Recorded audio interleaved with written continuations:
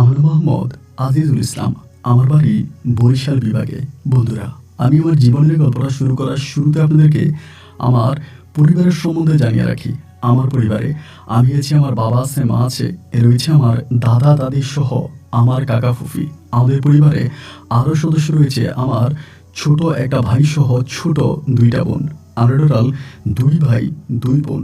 আমাদের পরিবারটা বরিশাল বিভাগের অদূরের খাল গেসা ঘাট গেসা কোনো এক নদীর পাড়ের ছোট্ট অজপাড়া গায়ের এক নিম্ন মধ্যবিত্ত পরিবার।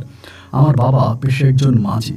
আমাদের বাড়ির পাশে ঘাট রয়েছে, সেই ঘাটে আমার বাবা নৌকা চালায়। পাশাপাশি আমার কাকারাও কুলির কাজ করে। আমার ফুফুও বাসায় বসে থাকে না, তিনিও হাতের অনেক কাজ জানে এবং হাতের ওই কাজগুলো করে হাতের অনেক কিছু বানিয়ে নদীর ঘাটে গিয়ে আমার ফুফু এগুলা বিকাল থেকে সন্ধ্যা অবধি বিক্রি করে। দাদা দাদি আমাদের পরিবারে থাকে। আমাদের পরিবারটা ওই গ্রামেরই এক ভালো পরিবার আমি বলতে পারি। যদিও পরিবারের সদস্য সংখ্যা অনেক বেশি থাকে, তবে আমাদের পরিবারের প্রত্যেকটা মানুষের মনে রয়েছে একে অপরের জন্য এক অসীম ভালোবাসা। তাই তো এত বড় একটা একান্নবর্তী পরিবার হওয়ার পরেও এখনও আমরা একই পাতিলে রান্না করি, একই ঘরে ঘুমাই এবং একসঙ্গে সবাই খাবার খাই। প্রচুর আদর আর ভালোবাসার মাঝে আমার শৈশবের দিনগুলো কাটতে থাকে। আমি ছোটবেলায় খুব বেশি দূর পর্যন্ত পড়াশোনা করতে পারিনি, তাই তো কম বয়সে বাবার সঙ্গে বাবার ওই নৌকার কাজে আমি সাহায্য করি। আমার বাবা যখন নৌকা চালাতো, আমি আমার বাবার সঙ্গে বইটা হাতে প্রতিদিন ঘাটে যাইতাম এবং বাবা আমার হাতে বইটা তুলে দিত, আমি নৌকা চালাতাম। বাবার ওই নৌকাতে বসা যাত্রীরা আমার দিকে তাকিয়ে মুসকে মুসকে হাসতো আর বাবাকে বলতো, তোমার ছেলে তোমার মতোই একজন ভালো মাঝি হবে। এইভাবে আমার দিন আর রাতগুলো কাটতে থাকে। আমি মোটামুটি প্রায় অনেকটাই বড় হয়ে যাইতাম। প্রতিদিন আমার বাবা যখন আমাকে টাকা দিত, 10 টাকা 5 টাকা করে দিত, সেটা আমি নিজে খাইতাম আর আমার ভাই বোনদের জন্য আমি বাজার থেকে এটা সেটা কিনে আনতাম। নিজের কামাই করা অর্থ দিয়ে সত্যি ভাই বোন খাওয়াতে খুব ভালোই লাগতো। আমি সত্যি কথা আরেকটা বলি, সেটা হচ্ছে আমি আসলে একটু লোভী প্রকৃতির একটা ছেলে ছিলাম। কেন আমি লোভী ছিলাম তা বলি। আমাদের বাড়ির পাশেই একটা ভিটা আছে, এটা ছিল রাজার ভিটা। এই গল্পটা বা এই কথাটা আমাদের এলাকার প্রায় অনেকেই জানে, শুধু আমাদের এলাকায় না, তথা বরিশালের প্রায় বেশিরভাগ মানুষ এই ঘটনা জানে। এটা ছিল একটা রাজবাড়ি এবং এই রাজবাড়ি দেখার জন্য এখনো দূর দূরান্ত থেকে মানুষজন ছুটে আসে। শুনেছিলাম ওই রাজা ছিল এক অত্যাচারী রাজা এবং তিনি ছিলেন হিন্দু ধর্মাবলম্বী। তিনি এই রাজ্যের কোনো মানুষকে কোনো শান্তি দিতেন না। মানুষকে প্রচুর পরিমাণের অত্যাচার করতেন এবং খাজনা না দেওয়ার কারণে মানুষকে ধরে এনে রাজার পুকুর ছিল, সেই পুকুরে বড় বড় মাছ ছিল, সে মাছকে খাওয়াতেন মানুষের মাংস। এইভাবে মানুষকে তিনি অত্যাচার করতেন। এমন করতে করতে মানুষ একটা সময় অসহায় হয়ে পড়লো। তারা আল্লাহর কাছে ফরিয়াদ জানালো, আল্লাহর কাছে মুক্তি চাইল। মানুষের ওই কান্নাকাটিতে হঠাৎ করে ফেরেশতা রূপে আসমান থেকে এক পরী নেমে আসলো এবং অনেকেই বলা বলি করলো যে সেই সময়কার যারা ছিল আর কি, তারা বললো যে ওই পরীটা নাকি আসমান থেকে নেমে এলো এবং প্রতিনিয়ত ওই রাজাকে মারতো এবং মারতে মারতে মারতে মারতে একটা সময় সেখানে নাকি একটা গর্ত করে ওই পরীটা, এবং গর্ত করার পরে রাজার যত সম্পত্তি আছে, যত ধন সম্পদ আছে, সব ওই গর্তের মধ্যে ফেলে এবং রাজাকেও ওই গর্তের মধ্যে ফেলে জীবিত কবর দিয়ে দেয়, মানে উপর দিয়ে জীবিত মাটি দিয়ে দেয়। এরকম কথায় আমাদের গ্রামের মানুষরা ওই রাজবাড়ি নিয়ে বলে। যদিও এখন আর রাজবাড়ি নাই, ওই রাজভিটাটা এমনিই পড়ে আছে, কিন্তু রাজভিটার উঠানে মানে রাজভিটার সামনে গর্ত করে যে জায়গাটা পুরি করেছিল এবং যেখানে রাজার সম্পদ সহ জীবিত দাফন করা হয়, এই জায়গাটা সিমেন্ট ইট দিয়ে এবং লোহা দিয়ে খুব কঠিনভাবে ঢালাই দিয়ে দেওয়া হয়েছে এবং এইটা আর কখনো ভাঙা হয়নি। গ্রামের মানুষের মুখে শোনা কথিত আছে যে এই জায়গাটার মধ্যে বা যেটা আপনার ঢালাই দেওয়া, এই জায়গার মধ্যে যদি কখনো আপনি কুড়াল দিয়ে বা এটা ভাঙার চেষ্টা করেন, আপনার বড় ধরনের এটা ক্ষতি হবে। এভাবে আমাদের গ্রামের অনেক মানুষ মারা গেছে যারা এটা ভাঙার চেষ্টা করেছে, এই ভিটাটা ভাঙার চেষ্টা করেছে, সেই হচ্ছে কোনো না কোনো একটা বড় ধরনের ক্ষতির মুখোমুখি হয়েছে। কেউ মৃত্যুবরণ করছে, কারো একটা অঙ্গহানি হয়েছে, এরকম একটা বড় ধরনের সমস্যা হয়েছে। তো এই ঘটনাগুলো আমি আমার দাদা দাদির মুখে শোনা এবং ছোটবেলা থেকে ওই রাজার ভিটায় গিয়ে আমরা বসে থাকতাম। শুধু আমি না, আমাদের পাড়ার প্রায় জওয়ান বৃদ্ধ সবাই ওই ভিটায় গিয়ে বসতো, কারণ রাজবাড়িটা অনেক বড় একটা বাড়ি ছিল। এই বাড়ির মধ্যে অনেক ফল ফলাদি ছিল এবং গ্রামের মানুষ সবাই ওখানে যাইতো, ফল ফলাদি খাইতো এবং বসে তাস খেলতো, বৃদ্ধরা গল্প করতো, আড্ডাবাজি করতো এবং ওই রাজপ্রাসাদটা খালি থাকার কারণে গ্রামের মানুষের জন্য এটা যেন এক ধরনের পার্কে পরিণত হয়। কিন্তু এই পার্কের মাঝেই লুকিয়েছিল এই ঘটনা। এটা গ্রামের সবাই জানতো, কিন্তু কারোই ক্ষমতা ছিল না যে ওখানে টাচ করে রাজার ওই সম্পদ বের করা। এবং বড় কথা হচ্ছে কেউই ওই সিমেন্টের ঢালাইয়ের মানে ঘরটার আশেপাশে বসতো না বা ওখানে যাইতো না। রাজার বাড়ির অন্য অন্য সাইডগুলোতে বসে সবাই গল্প গুজব করতো, ওখানে যেতেই সবাই ভয় পাইতো। যাই হোক, এরকম করে আমি মাঝে মাঝে ওই জায়গাটাতে যাইতাম, মানে ওই ভিটাটাতে যাইতাম এবং এটা আমি দেখতাম। যদি ওখানে যাইতাম, গ্রামের কেউ দেখতো, বকা দিত যে ঢালাইয়ের কাছে যাইস না, ঘরটার কাছে যাইস না, চলে আয়। অনেকেই আমাদেরকে ভয় দেখানোর জন্য বলতো, নাকি তারা নিজেরাই দেখেছে তা জানি না, বলা বলি করে এখনো নাকি রাজা গভীর রাতে এই ভিটার উপরে বসে থাকে, যেখানে তাকে জীবিত কবর দেওয়া হয়েছিল। তিনি নাকি এই ভিটার উপরে বসে থাকে এবং এরকম দৃশ্য গ্রামের অনেকেই দেখেছে, তা বলা বলিও করে লোকেরা। তা আমি কি এটার সামনে মাঝে মাঝে বসে থাকতাম, আমার চিন্তা করতাম এটার মধ্যে সম্পদ আছে, এই সম্পদ যদি কোনো মতে বের করা যায় একবার। রাজার কত সম্পদ ছিল, মাথার মুকুট, এর এরপরে রাজকীয় কত কিছু ছিল, এগুলো যদি আমি পাই তাহলে আমি কোটিপতি হয়ে যাব। আমার পরিবারে আর কোনো অভাব অনটন থাকবে না, আমি অনেক বড়লোক হয়ে যাব। এই চিন্তা ভাবনাটাই সবসময় আমার মাথার মধ্যে ঘুরপাক খাইতো, যার জন্য আমি অলওয়েজে ভাবতাম এটা আমি একদিন ভেঙে ফেলবো। তবে এই কথা আমি ভুলেও কারো কাছে বলতাম না, কারণ আমি জানি এটা কারো কাছে বলতে গেলে আমার বড় ধরনের ক্ষতি কেউ করে ফেলবে বা আমাকে আর ওই হয়তো ভিটার দিকে যেতেও দিবে না। আমাদের গ্রামের অনেক মানুষের প্রাণহানি হয়েছে, এখন অনেকে আছে পঙ্গুত্ব অবস্থায় আছে, অন্ধ অবস্থায় আছে, তারাও ওই ভিটা ভাঙার চেষ্টা করেছিল বলে তাদেরও আজকে এই করুণ পরিণতি হয়েছে। তো এই জিনিসগুলো দেখতে দেখতে আমি আস্তে আস্তে করে বড় হচ্ছি। আমার বয়স তখন আনুমানিক 16 বা 17 বছরের কাছাকাছি হব, এর বেশি হব না, আনুমানিক আর কি এরকম বয়স হবে।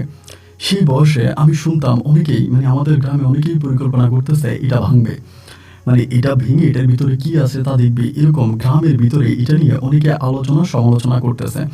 গ্রামের কিছু ইয়াং পোলাপান থাকে না, যে এক সাইডে অনেকগুলো পোলাপান যাদের বয়স হতো 18-20 বা এইরকম, আমাদের সিনিয়র বড় ভাইরা, এরা সবাই মিলে গ্রামের মধ্যে মিটিং করতেছে, তারা এটা ভাঙবে। কারণ তারা এখন আর এই ভূত প্রেত বা পরি জিন এগুলোকে খুব বেশি একটা বিশ্বাস করে না, যার জন্য তারা পরিকল্পনা করতেছিল যে এই ঢালাইটা ভাঙবে এবং ভেঙে তার ভিতরে কি আছে তা তারা দেখবে, তা বের করবে।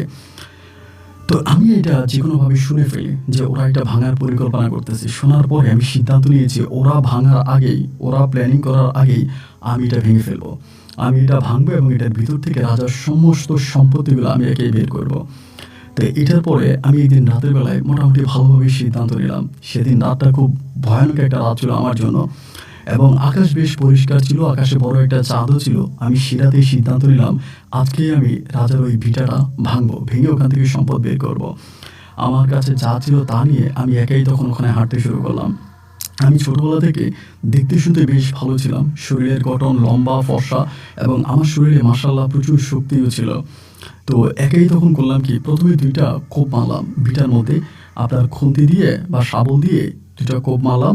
মারার পরে মনে হলো যেন এগুলো লোহা, মানে এমনভাবে ঢালাই দেওয়া হয়েছে, এমনভাবেই এই মানে গর্তটার চারপাশ উপরে চারপাশে এমনভাবে ঢালাই দেওয়া হয়েছে, এটা ভাঙা তো দূরের কথা, এটা ভাঙার মানে কল্পনাও করা যাবে না। তারপর চিন্তা করতেছি কি করা যায়, এটা কিভাবে ভাঙা যাবে, কিভাবে ভাঙতে পারবো। এইরকম চিন্তা ভাবনা করতে করতে করতে করতে একটা পর্যায়ে ভাবতেছি আল্লাহ কপালে যা রাখছে, ভাগে যা রাখছে তাই হবে, আমি ভাঙবো। তো সেদিনটাতে আমি মোটামুটি প্রায় 7টা-8টার দিকে আমি প্রস্তুতি নিয়ে নিয়েছি। এখানে আরেকটা কথা বলে রাখা ভালো, রাজার বাড়িতে সারাদিন মানুষজন আড্ডাবাজি করে, দুষ্টমি করে, কিন্তু মাগরিবের পর পরে মানুষ ওখান থেকে চলে আসে। মাগরিবের পরে মানুষ আর রাজার বাড়িতে থাকে না, কারণ অনেকেই মনে করে সে সময়টাতে রাজার বাড়ির চারপাশে রাজা যেই প্রজাগুলোকে হত্যা করেছিল তাদের আত্মা ঘুরে বেড়ায়, তাদের আত্মা ঘুরে বেড়ায় এবং ওই আত্মার সামনে হঠাৎ করে যদি কোনোভাবে ভুলবশত পড়ে যায় তাহলে ঘাড় মটকায় দিবে, মেরে ফেলবে।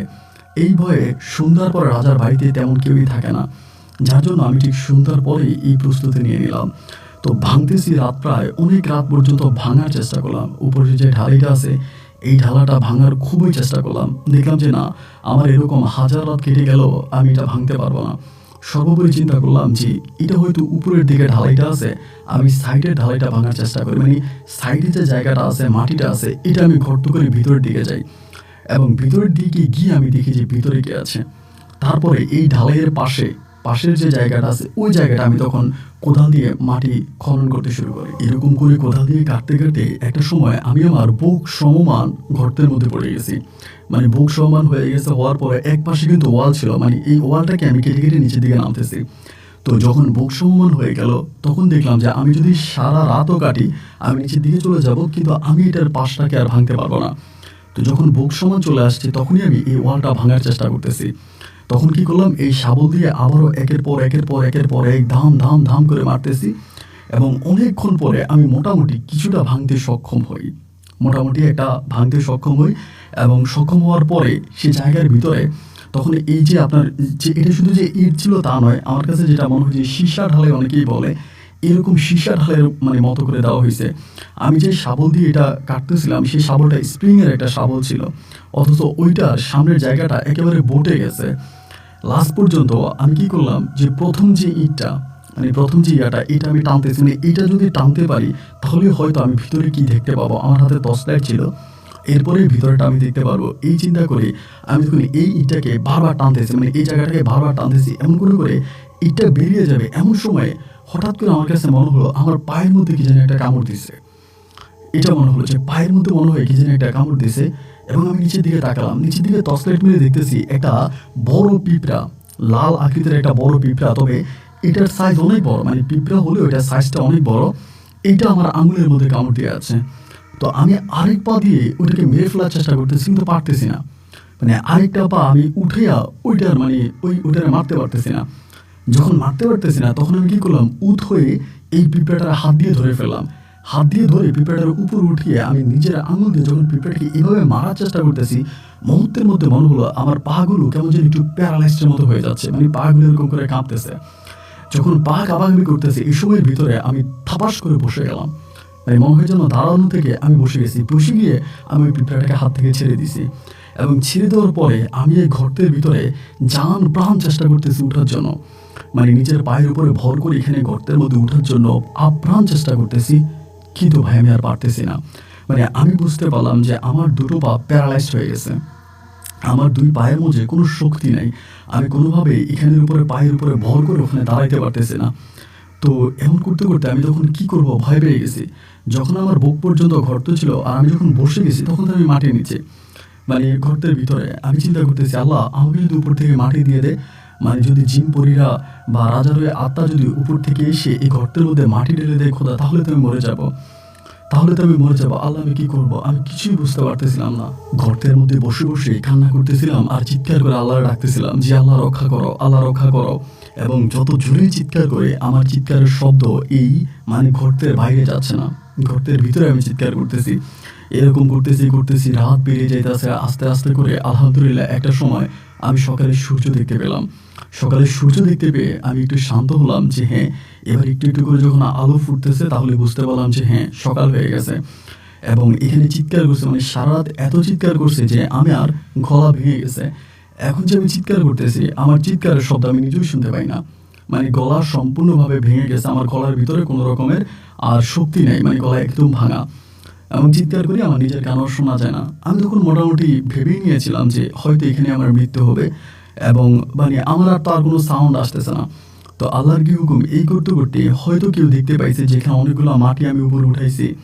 এগুলো দেখতে পাওয়ার পরে তখন আমাদের গ্রামেরই দুইজন লোক তখন আসছে, এবং আসার পরে তারা তখন দেখছে এই অবস্থার মধ্যে আমি এখানে বসে আছি। তার উপর থেকে আমার ইশারা দিতেছে, বলতেছে যে আজিজুল এখানে কি করিস, উঠে আয়। তা আমি মানে উঠতে পারতেছি না, আমি ওদেরকে এরকম হাত দিতেছি কিন্তু দাঁড়াইতে পারতেছি না। ওরা বারবার বলতেছে তুই দাঁড়া, কিন্তু আমি দুই পায়ের উপরে ভর করে এখানে আর দাঁড়াতে পারি না। এরই মাঝে তারা তখন দিল চিৎকার। তারা চিৎকার দেওয়ার পরে রাস্তা আশেপাশে বা রাজবাড়িতে সকালবেলা যারা হাঁটতে টাটতে আসে বা যারা ফল ফ্রুটি খাইতে আসে, এরা তখন মোটামুটি সবাই তখন দৌড়ে আসছে এবং এসে দেখতেছে যে আমি গর্তের ভিতরে বসে আছি। তো কেউই গর্তের ভিতরে নামার সাহস পাইতেছে না, মানে আমাকে ওখান থেকে নেমে যে ওইখান থেকে উঠে আনবে এটার সাহস কার হচ্ছে না, কারণ ওরা বুঝতেই পারছে যে আমি এটা ভাঙার জন্য আসছি। আমার হাতে খন্তা, কুড়েল এবং মানে তারপর কোদাল, এটা ভাঙার জন্য যা যা দরকার এই সবই আমার কাছে আছে। তারপর সবাই তখন ভয় পাইতেছে কি করবে। আমি তো এটার মধ্যে তখন একরকম ডুবেই গেছি, মানে পড়ে আছি। লাস্ট পর্যন্ত খবর গেল আমার বাবার কানে। আমার বাবা তখন দৌড়ে এসে দৌড় দেয়া মানে লাফ দিয়ে ওখানে নেমে গেছে। নেমে বাবা আমাকে কোলে করে বহু কষ্টে আমাকে ওখান থেকে বের করে, এবং বের করার পরে আমাকে নিয়ে ডিরেক্টলি তারা হসপিটালে চলে যায়। হসপিটাল বলতে আমাদের এখানে একটা ডাক্তারের ফার্মেসি আছে, ফার্মেসিতে নিয়ে যায়। নিয়ে যাওয়ার পরে টুলের উপরে বসায় দেয় ডাক্তার। তখন আমার ফ্যান ছেড়ে আমার শরীর টরির ভিতরে ঘামটা মোছে এবং মোছার পরে আমারে বলে তুই দাঁড়া। তখন ওই যে আমি ভাঙা গলায় বলতেছি আমি দাঁড়াইতে পারতেছি না। ডাক্তার বলে কেন দাঁড়াইতে পারিস না কেন? আমি বললাম আমার পায়ের মধ্যে কোনো শক্তি নেই, আমার পা কাজ করে না। পরে বলতেছে কি হয়েছে পায়ে? আমি বললাম পিঁপড়া কামড় দিছে। তো এই পিঁপড়া কামড় দিছে বলাতে এখানে যারা ছিল তারা সবাই হাসি দিয়ে উঠছে। মানে পিঁপড়া কামড় দিলে কি আর পা প্যারালাইজড হয়ে যায় বা পায়ে শক্তি থাকে না? এরা সবাই হাসি দিয়ে উঠছে। মুহূর্তের মধ্যে আমার দাদা যখন রেগে গেছে, রেগে গিয়ে বলতেছে আর তোরা যে হাসিস, আর এই পিঁপড়া না কি কামড় দিছে তাও কেমনে জানে? আর পিঁপড়ার রূপে অনেক কিছুই আসতে পারে, যেহেতু এটা একটা রাজবাড়ি, এখানে হাজার মানুষের প্রাণ আছে, হাজার মানুষের আত্মা আছে। এবং বিশেষ করে ও যেটা ভাঙার জন্য গেছিল, ওই রাজার ও হচ্ছে সম্পদ আনার জন্য যেটা ভাঙতে গেছিল, এটা তো সহজ কোনো কথা নয়। ও যে বেঁচে আছে এটাই তো বড় কথা। এবং ডাক্তার সাহেব সবশেষ আমার আব্বারে বললো যে দেখেন, আমার কাছে মনে হয় না যে এটা চিকিৎসা আমি করতে পারবো, ওর পায়ের অবস্থা খুবই খারাপ, আপনি একটা কাজ করেন আপনার সদরের দিকে নিয়ে যান। এরপর আমাকে বরিশাল সদর হসপিটালে নিয়ে গেছে। এবং সদর হসপিটালে নিয়ে যাওয়ার পরে সেখানকার যে ডাক্তার আছে, ডাক্তার ইঞ্জেকশন দিল এবং অনেক কিছু তারা পরীক্ষা নিরীক্ষা করলো। আমার বাবার অনেক টাকা খরচ হলো, বাট তারা কোনো রকমের রোগ খুঁজে পাচ্ছে না। মানে বলতেছে যে ওর পায়ে তো তেমন কোনো সমস্যা আমরা দেখি না, এবং ওর পায়ের যে কন্ডিশন, ও তো উঠে দাঁড়াইতে পারে। অনেক ডাক্তাররা মানে বলতেছে যে আমি কি ইচ্ছে করে দাঁড়াই না, ওরা এরকম বেত নিয়ে আসে আমাকে মারার জন্য, আমাকে মারে, মাইরা বলে দাঁড়া দাঁড়া নাইলে আরও মারবো আরও মারবো। কিন্তু ভাই সত্যি আমি পায়ে কোনো রকমের বোধ পাই না। আমার বাবা আমার পায়ে চিমটি কাটে, চিমটি কেটে বলে তুই বুঝতে পারিস? আমি যে না, আমি বুঝতে পারি না। তো সেই থেকে আসলে বাবা আমার গরিব হলে কি হবে, সন্তান যখন অসুস্থ হয়ে গেছে, বাবা আমার তো তখন আর মাথা ঠিক নেই, আমাকে ভালো করাই লাগবে, ভালো করতেই হবে। আব্বা মা তখন অনেকজনের সাথে কথাবার্তা বলে, তাদের কাছ থেকে টাকা টুকা নিয়ে বহু কষ্ট করে ভাই আমার তখন ঢাকার দিকে নিয়ে যায়। এবং ঢাকার দিকে নিয়ে যাওয়ার পরে সেখানে ঢাকার হসপিটালে ভর্তি করায় আমি 3 মাসের মতো ঢাকার হসপিটালে ভর্তি ছিলাম। আমাদের ঘর ভিটা থেকে শুরু করে যা ছিল আর কোনো কিছুই রইল না। আমার কাকাদের পুঁজিপাট্টা যা আছে, আমার ফুফির টাকা পয়সা যা আছে, আমার বাবার যা আছে, সব কিছু দিয়ে 3-3.5 মাসের মতো আমাকে ঢাকাতে রাখছে পঙ্গু হসপিটালে। কিন্তু বারবার পরীক্ষা করাইতেছে, যত পরীক্ষা করায়, যত রিপোর্ট আসে, আমার পায়ের মধ্যে তারা কোনো সমস্যা খুঁজে পায় না। আমার পুরো বডি তারা চেক আপ করে, পুরো বডি তারা পরীক্ষা করে, কিন্তু আমার পায়ের ভিতরে আমার মানে কোনো বিন্দু মাত্র কোনো সমস্যা নেই। তাহলে সবাই একটা কথাই বলতেছে, তাহলে পা ভালো হচ্ছে না কেন? মানে পায়ে কি হয়েছে, ও হাঁটতে পারে না কেন? 3.5 মাস থাকার পরে আর আমাদের পক্ষে সম্ভব হচ্ছিল না ওই রাজধানী ঢাকাতে থাকা। এরপরে 3.5 মাস পরে আমি তখন ঢাকা থেকে চলে আসি বাড়িতে। তো বাড়িতে আসার পরে তখন তো পরিবারে ভাই খুবই অভাব, মানে অনেক অভাব। একে তো আমার চিকিৎসা করতে গিয়ে আমার বাপ মা একেবারে মাটিতে বুক লেগে গেছে, তাদের তো আর কোনো কিছুই নাই, মানে সব বিক্রি করে দিছে। আব্বার যে নৌকাটা আছে, আব্বা তার ওই নৌকাটা পর্যন্ত বিক্রি করে দিছে। তখন আমাদের খাবারের টাকা নাই, কাকাদেরও টাকা টুকা আব্বা নিয়ে গেছে। এখন আমি তো বাড়িতে আসছি, ঠিক তো আর হই নাই। কাকারা আমার আব্বারে টাকার জন্য চাপ দিতেছে, টাকা দেন, আমাদের কাছে টাকা দেন, আপনার টাকা ধার নিচ্ছেন, টাকা দেন। ফুফু বলতেছে টাকা নিচ্ছেন, আমার টাকা দেন। মানে সবাই তখন আমার আব্বারে ধরতেছে টাকা দেওয়ার জন্য। না, আমার আব্বা টাকা দিবে কোত্থেকে? আমার আব্বার কাছে তো টাকা নাই। তখন তো খুব অভাব, মানে এত যে অভাব ভাই, যে অভাবের বর্ণনা আমি আপনাকে দিয়ে শেষ করতে পারবো না। আমরা দুবেলা দুমুঠো খেতে পারি না, মানে এত অভাবের ভিতরে তখন পড়ে গেছি। তো এই অভাবের ভিতরে পড়ে একদিন রাতের বেলায় মানে আমারে বলতেছে, মা একটা কাজ করো, আব্বারে বলো যে আমাদের তো এখন অবস্থা খুব খারাপ, আমাদের তো আর কিছুই নেই, এবং আমরা তো এখন দুবেলা দুমুঠো ভাতও খেয়ে বাঁচতে পারবো না। ছোট একটা ভাই আছে, ছোট 2টা বোন আছে, 2টা বোনেরও তো আমরা বিয়ে শাদী দিতে পারবো না। একটা কাজ করো মা, ঘাটের মধ্যে তো অনেক মানুষ আছে, অনেক যাত্রীরা আসে যায়, আমার আম্মা তুমি ঘাটের মধ্যে বসাই দাও একটা বাটি নিয়ে, আমি ওখানে ভিক্ষা করি। আমার আম্মা তখন খুব কান্না করতেছেন আমার কথাটা শুনে। আম্মা কান্না করলো এবং আব্বারে বললো, আব্বাও তখন কান্না করতেছে। তো এরকম কান্নাকাটি করতেছে, আব্বাও কান্না করে, আম্মাও কান্না করে, যে না, তারা আমার কখনোই ভিক্ষা করতে দিবে না। এভাবে যে আমি আব্বাকে কথাটা বলছি, এটা সম্ভবত আস্তে আস্তে আমাদের পরিবারের কাকা ফুফি বা দাদা দাদি হয়তো অনেকে জানতে পারছে বিষয়টা, যে আমি বলছি আমাকে একটা বাটি নিয়ে ঘাটে বসাই দেন, আমি সেখানে ভিক্ষা করি। এবং আমার কথা হচ্ছে, ভিক্ষা করলে তো কিছু টাকা আসবে, অন্তত আমার পরিবার তো খেতে পারবে। আরেকটা কথা আপনাকে বলে রাখি ভাই, আমার পায়ের মধ্যে না কোনো পরিবর্তন হয়নি। মানে একটা সুস্থ স্বাভাবিক মানুষের পা যেরকম থাকে, আমার পাগুলো ঠিক সেরকমই আছে, পায়ের মধ্যে কোনো সমস্যা নাই। তো এই পায়ের মধ্যে যদি কোনো সমস্যা নাই থাকবে, তাহলে আমি হাঁটতে পারি না কেন? আমি নিজের সমস্ত শক্তিটা দিয়ে চেষ্টা করি অন্তত একটা আঙুল একটুখানি মানে নাড়াচাড়া করার জন্য, কিন্তু এটাও আমি পারি না ভাই। অনেকে যে বলেছিল যে সুস্থ থাকলে, মানে অসুস্থ হলে বোঝা যায় যে সুস্থতাই হচ্ছে আল্লাহর বড় নিয়ামত, অসুস্থ থাকলেই বোঝা যায় যে সুস্থতাই হচ্ছে আল্লাহর বড় নিয়ামত। যখন আমি চোখের পলকে পায়ে নখ নাড়াইতে পারতেছি, হাঁটতে পারতেছি, দৌড় দিতে পারতেছি, অথচ সেই মানুষটাই আমি শরীরের সমস্ত শক্তি দিয়ে আমার পায়ের একটা আঙুল আমি নাড়াইতে পারি না। কি যে একটা অভাব অনটন পরিবারের, আর এদিক দিয়ে আমার এই অবস্থা। এই করে করে একদিন আমার কাকা আমার আব্বার সাথে ঝগড়া লেগে গেছে এই টাকা নিয়ে ঝগড়া লেগে দুপুরবেলা আব্বা তখন বলতেছে যে আজিজ তো বলে ও ভিক্ষা করবে, তাহলে ভিক্ষা লাগাই দেন না কেন, ওরে ভিক্ষা লাগাই দেন, ওরে ঘরে বসে রাখছেন কেন, ও ভিক্ষা করলেও তো 2টা টাকা আসে। এই বলে আমার কাকা তখন করলো কি, আমার আব্বারা ধাক্কা দিয়া ফালাই দিয়া ঘরে ঢুকে আমার কোলে কইরা কাকার ঘর থেকে একটা বাটি নিয়ে আমার কাকা একদম ঘাটে নিয়ে বসাই দিছে। ওই সময় আপনার প্রায় দুপুরের পরপর হয়ে গেছে, ঘাটে নিয়ে বসাই দিছে, বলে ভিক্ষা কর। তো আমরা তো আমাদের এলাকার অনেকেই চিনতো বা অনেকেই জানে, এবং আমার আব্বারাও চিনি যে আব্বা ঘাটে নৌকা চালায়। তো ওই হিসাবে দেখছি আমি পঙ্গু, আমার পা নাই বা আমি হাঁটতে পারি না। তখন ভাই আমার ভরপুর মানুষের টাকা দিছে, আমি অনেক টাকা পাইছি, মানে ভিক্ষা অনেক টাকা পাইছে। পাওয়ার পরে রাতের বেলায় আব্বা কান্না করতে করতে ভিক্ষা টাকাগুলো হাতে নিয়েছে। ভিক্ষা টাকাগুলো হাতে নিয়ে বাড়িতে নিয়ে গেছে। বাড়িতে যেয়ে মারে বলতেছে যে আজিজ তো ভিক্ষা করছে, এগুলো পাইছে। আমা বলে তাই ভিক্ষা করে তো ভালো টাকায় পাইছে, তা ওর তার এখন ভিক্ষা করা ছাড়া উপায় নাই, তা তো তোমার ভাইরা তোমার জবাই দিয়ে দিব, তোমার মারবে, তো এগুলোর দরকার নাই, ছোটো ভাইয়ের হাতে মায়ের খাওয়ার চেয়েও ছেলে ভিক্ষা করুক, আল্লাহর কপালে ভিক্ষা রাখছে, তুমি কি করবা। তো আমার দাদা দাদিও তখন আর ধরেন মানে কাকাদের কথার বাইরে যাইতে পারে না, কারণ আমার বাবার তো তখন আর ওই রকম সামর্থ্য নাই বা আমার কাকাকে মানে দাদা দাদিরা খাওয়াবে। তো যেহেতু কাকারা খাওয়াচ্ছে, পুপু খাওয়াচ্ছে, সবাই আমার দাদা দাদিরা খাওয়ায়, তখন মূলত আমার দাদা দাদি ওই বড় ছেলের কথা শোনে না, এদের সবার কথাই শোনে। শেষ পর্যন্ত আমার বাবা বাড়িটা পর্যন্ত ছেড়ে দিছে, বাড়িটা ছেড়ে ঘাটের ওখানে একটা ছোট্ট ঘর ভাড়া করছে। ওই ঘরের ভিতরে আমার ছোট বোন, আমার 2টা ছোট বোন, আমার ছোট ভাই, বাবা মা, আমরা সবাই মিলে তখন ওই ঘরের মধ্যে থাকি। আমাদের ভিটাটা আব্বা ছেড়ে দিয়ে চলে আসছে।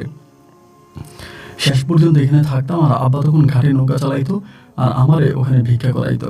এভাবেই তখন পরিবারটা চলতেছিল। আমি ভিক্ষা করতাম, বাবা ঘাটে নৌকা চালাইতো, রাতের বেলায় বাবার আমি একসঙ্গে বাড়িতে আসতাম, বাবা আমারে কোলে নিয়ে আসতো। তখনকার জীবনটা মনে হতো যেন অভিশপ্ত একটা জীবন। আল্লাহর কাছে বারবার বলতাম, আল্লাহ ও আল্লাহ, এই জীবন দেওয়ার চেয়েও তুমি মরণ দিয়ে দাও আল্লাহ। আল্লাহর কাছে প্রতিটা মুহূর্তে হাত তুলে তুলে মৃত্যু কামনা করতাম, কিন্তু আল্লাহ তো এত সহজে আমাকে নেবে না।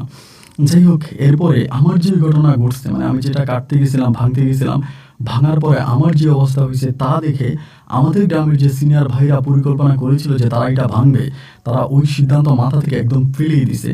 এবং আমার এই ঘটনার পরে রাজবাড়িতে যাওয়া মানুষ আরও কমিয়ে দিয়েছে। আগে তো সন্ধ্যার পরে কেউ এখানে থাকতো না, কিন্তু দিনের বেলায় যাতায়াত করতো, দিনে প্রচুর মানুষ থাকতো এবং এটা একটা পার্কের মতো হয়ে থাকতো দিনের বেলায়। এখন দেখা যায় দিনের বেলায়ও আর কোনো মানুষ যায় না। এখনো মানুষ ওই জায়গা দেখলে দূরে দূরে হাঁটে, ওই জায়গার আশেপাশেও আর যায় না। পরে এরকম করে অনেকগুলো দিন কেটে গেল। তখন আমি করতাম কি, বেশিরভাগ সময় রাতের বেলায় আমি আর ভালো লাগতো না, তখন আব্বা ওই যে আমার 2টা ইয়ের মতো দিছে, পিড়ি, আপনার মানে কাঠের যে পিড়ি আছে, পিড়ির মতো দিছে। তা আমি এগুলো চাপ দিয়ে মাটিতে হাঁটতে পারতাম, মানে আমার 2টা পা বাইদা ফেলতাম, আপনার রশি দিয়ে বাইদা, এরপরে মাটিতে চাপ দিয়া, তারপর হচ্ছে মানে 2 হাত দিয়ে মাটিতে চাপ দিয়ে তারপর আমি হাঁটতে পারতাম। মানে এরকম বসে বসে হাঁটতাম আর কি। তো বেশিরভাগ সময় মনটা খুব খারাপ থাকতো। রাতের বেলায় আব্বা তখন বলতো চল না বাড়ি চল, আমি বাড়ি যেতাম না, আবার বলতাম আব্বা আমি পরে যাবো, তুমি যাও।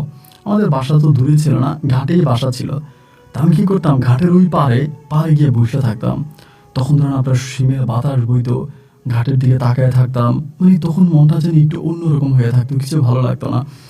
এই ঘাটের ওখানে বসে থাকতাম দিন রাত, মানে মিলিয়ে বেশিরভাগ সময় পাইলে রাতের বেলায় যখন শেষ লসটা চলে আসতো, এরপরে আমি ওই ঘাটে গিয়ে বসে থাকতাম। ওখানে বসে বসে নদীর পানি দেখতাম, ঘাটের পানি দেখতাম, ওপারের মানুষ দেখতাম, এরকম করে তখন দিন রাতগুলো কাটতেছে। এই করতে করতেই আপনার একদিন আনুমানিক রাত তখন প্রায় 1টা কি 1:30টার মতো বাজে। সেদিন প্রায় আকাশে বৃষ্টি বৃষ্টি একটা ভাব আছে, বৃষ্টি আসবে। তো আমার আব্বা সেদিন হচ্ছে আবার নৌকা চালায় না, আব্বা একটু অসুস্থ ছিল, আব্বা ঘরে ঘুমায় গেছে। তো আব্বা দেখা যায় যে বেশিরভাগ সময় জানে আমি ভিক্ষা টিকা শেষ করে আমি ওই ঘাটের থেকে একটু দূরে গিয়া মানে বসে থাকি, এটা আব্বা জানে, এই জন্য আর আব্বা আমার খোঁজে নেয়। তো ওই দিন মোটামুটি বৃষ্টি নামবে একটা ভাব, আকাশ প্রচুর মেঘাচ্ছন্ন এবং প্রচুর পরিমাণের বাতাস বইতেছে, মেঘাচ্ছন্ন আকাশ। এই মুহূর্তে আমার আব্বা তখন ঘরেই। এই মুহূর্তে দেখলাম কি, মানে ওই পার থেকে, মানে আমাদের যেই আমি যে পাড়ে বসে আছি ওই পাশেই, ওই গ্রাম থেকে, মানে গ্রাম বলতে ওইখানে একটা মানে কয়েকটা বাড়ি আছে, ওই দিকে একটা কে জানি বেরিয়ে আসছে। সম্ভবত অনেকে আসে যে ঘাটে পানি নেওয়ার জন্য বা কলসি দিয়ে পানি নেওয়ার জন্য অনেকে আসে। তা আমি এখান থেকে তাকে আসি, তো যখন বাতাস এসেছে, প্রচণ্ড রকমের বাতাস, তাই দেখলাম যে ওই দিক থেকে মানে যিনি নামছে ওনার এখান থেকে প্রচুর গন্ধ আসতেছে, মানে স্মাইলটা অনেক ভালো, মানে একটা সেন্টের ভালো একটা ঘ্রাণ আসতেছে। তো এবার দেখলাম কি উনি ওই দিক থেকে আস্তে আস্তে করে আমার দিকে আসতেছে। ওনার গায়ে একটা সাদা পোশাক ছিল, থ্রি পিসের মতো করে একটা পোশাক, মাথার মধ্যে ওড়না দেওয়া, খুব সুন্দর করে হেঁটে হেঁটে আসতেছে। মানে দেখে মনে হলো যে আমাকে দেখেই উনি মানে এদিকে আসতেছে। পরে আস্তে আস্তে আমার কাজ বরাবর আসছে, আইসা এখানে আমার দিকে তাকায় আছে, আমি তার দিকে তাকায় আছি, এবং বৃষ্টি নামবে বৃষ্টি নামবে এরকম একটা ভাব, বাতাস, এবং বাতাসে তার শরীরের কাপড়গুলো মনে যেন উড়ে যাবে। পরে আমি ওর দিকে তাকায় বললাম, বোন আপনি কি? পরে বলতেছে, আপনি কে, এত রাতের বেলা এখানে বসে আছেন? আমি বললাম, আমি বসে আছি, ভালো লাগতেছে না, আমাদের বাসায় তো এটা ঘর, এটাই দেখাই দিলাম হাতে যে ওইটা আমাদের ঘর, এখানে আমার আব্বা আম্মা ভাই বোনরা থাকে, আমি তো ঘাটে ভিক্ষা করি। পরে বলে, ভিক্ষা করেন? আমি বললাম হ্যাঁ। এটা বলার পরে উনি তখন করলো কি, আমার পাশে বসে গেছে, এরকম মাটির মধ্যে বসে গেছে। এটা আমার কাছে খুব অবাক লাগলো যে যারে চিনি না জানি না হঠাৎ করে এসে আমার পাশে বসে গেল। এভাবে তো কোনোদিন কোনো মেয়ে আমার পাশে বসে নাই। এই জীবনে মনে হয় প্রথম কোনো একটা মেয়ে আমার পাশে এসে এইভাবে বসে গেছে। পরে আমারে বলতেছে, কিছু খাইছেন? আমি বললাম যে খাইছি তো, বিকেলবেলা নাস্তা করছি। তো বলে, রাতে ভাত খাবেন না? আমি বললাম, রাতে ভাত খাবো, কিন্তু এখন তো আমার খিদা নাই, আমি বসে আছি, পরে খাবো, বাসায় গিয়ে তারপরে খাবো। বলে, আপনি যেখানে বসে আছেন আপনি তো হাঁটতে পারেন না। মানে ওই দেখছে আমার হাতের মধ্যে দুইটা পিঁড়ির মতো আছে, তা বলতেছে আপনি তো হাঁটতে পারেন না, এখানে যে বসে আছেন একটু পরে তো মুষলধারে বৃষ্টি নামবে, আর যখন বৃষ্টি নামবে তখন আপনি কিভাবে বাড়ি যাবেন? একটা কাজ করেন, এখনই বাড়ি চলে যান। আমি বললাম, আকাশ যখন অনেক বেশি কষ্ট পায়, আকাশে যখন অনেক বেশি পানি জমে যায় তখনই সেটা বৃষ্টি হয়ে পড়ে। আসলে আমার বুকের ভিতরে খুব কষ্ট জমা আছে, তাই যার কারণে চাইতেছিলাম যে এখানে বসে বসেই একটু বৃষ্টিতে ভিজবো, মনটা যদি একটু পরিষ্কার হয়। তো তখন আমার মাথার মধ্যে এই জিনিসটা আসে না। মেয়েটা আমার বলতেছে, তা আপনার ভিতরে তো লোভ কেন? এই যে কথাটা বলছে, এই কথাটার ব্যাখ্যা আমি যদি তখন বুঝতাম তখনই হয়তো অনেক কিছু ঘটে যেত, কিন্তু আমি তো বুঝতে পারি নাই। আমি বললাম, লোভ মানে কিসের লোভ? বলে, এই যে বৃষ্টিতে ভিজা লোভ। আমি বললাম, বৃষ্টিতে ভিজা কি আরো লোভ আছে নাকি? এর করে তার সঙ্গে কথা বলতেছে, কিন্তু বৃষ্টি আসতেছে না। মানে প্রচণ্ড বাতাস বইতেছে, এবং অনেক বাতাস হলে দেখবেন বৃষ্টি আসে না, বাতাসটা বৃষ্টিটাকে নিয়ে যায়, মানে মেঘটাকে নিয়ে যায়। পরে আমি এটারে বললাম, আপনি তো, আমি অনেক দিন ওখানে ভিক্ষা করি, বা অনেক দিন আমি এখানে এসে বসে, আপনি তো কোনোদিন দেখলাম না, আপনার বাড়ি কোনটা? পরে বলে, দেখাইলাম না যে ওইটা আমাদের বাড়ি। আমি যে, আপনার আব্বার নাম কি? বলে, আমার আব্বার নাম সিরাজ মোল্লা। যখন বলো সিরাজ মোল্লা, তো সিরাজ মোল্লার তো আমি চিনি, উনি আবার অনেক মানে বাজারে মানে ঘাটে ওনার দোকান টোকান আছে, দোকান বলতে দোকান আছে, ভাড়া দিয়ে রাখছে, আবার উনি মোটামুটি ভালো টাকা পয়সার মালিক। তাই আমি বললাম যে, সিরাজ মোল্লার মেয়ে আপনি? বলে, হ্যাঁ। আমি বললাম যে, এই যে ভিক্ষুকের সাথে বসে আছেন, এটা যদি আপনার গ্রামের কেউ দেখে তাহলে কি আপনার মান সম্মান থাকবে? আপনার আব্বা এত বড় লোক, এত সম্মানিত একটা মানুষ, সে বাবার মেয়ে হয়ে আপনি একজন ভিক্ষুকের সঙ্গে বসে আছেন, সেটা কি দেখতে ভালো দেখায়? মেয়েটা তখন বলে, কি বলেন আপনি? আপনি ভিক্ষুক হয়েছেন তো কি হয়েছে, আপনি কি মানুষ নয়? আমি বললাম, মানুষ, কিন্তু ফকির মানুষ। এগুলো বলে তার সঙ্গে হাসাহাসি করতেছি। সেদিন আমার সাথে অনেকক্ষণ ধরে কথাবার্তা বললো। পরে বলে, আপনি কি প্রতিদিন এখানে এসে বসেন? আমি বললাম, হ্যাঁ, আমি প্রায় প্রতিদিনই শেষের যখন যাত্রী চলে যায়, ঘাটে কোনো যাত্রী থাকে না, আমি তখনই এখানে এসে বসি। পরে বলে, আচ্ছা আসেন, আমিও মাঝে মাঝে আসবো। এটা বলে মেয়েটা তখন উঠে চলে গেল। তো এই প্রথম কোনো একটা মেয়ে আমার পাশে বসে অনেকক্ষণ ধরে আমার সঙ্গে গল্প করলো। ভাই, আমার ভিতরটা খুব ভালো লাগলো, যে সত্যি মানে ভিতরে মনে হলো যে আমি নিজেকে এখন কেন জানি একটা মানুষ দাবি করতে পারি, যে হ্যাঁ আমি একটা মানুষ, আমাকেও কারো ভালো লাগে। তো এইভাবে কথাবার্তা বলার পরে মেয়েটা চলে গেল, আমি তখন বাড়িতে চলে আসছি, মানে বাসায় চলে আসছি। এরপরে প্রতিদিনে আমি সময় করে ওখানে চলে যেতাম, মানে ওই জায়গাটা একটু নীরব ছিল, ওখানে মানুষ টানুষ যায় না খুব একটা।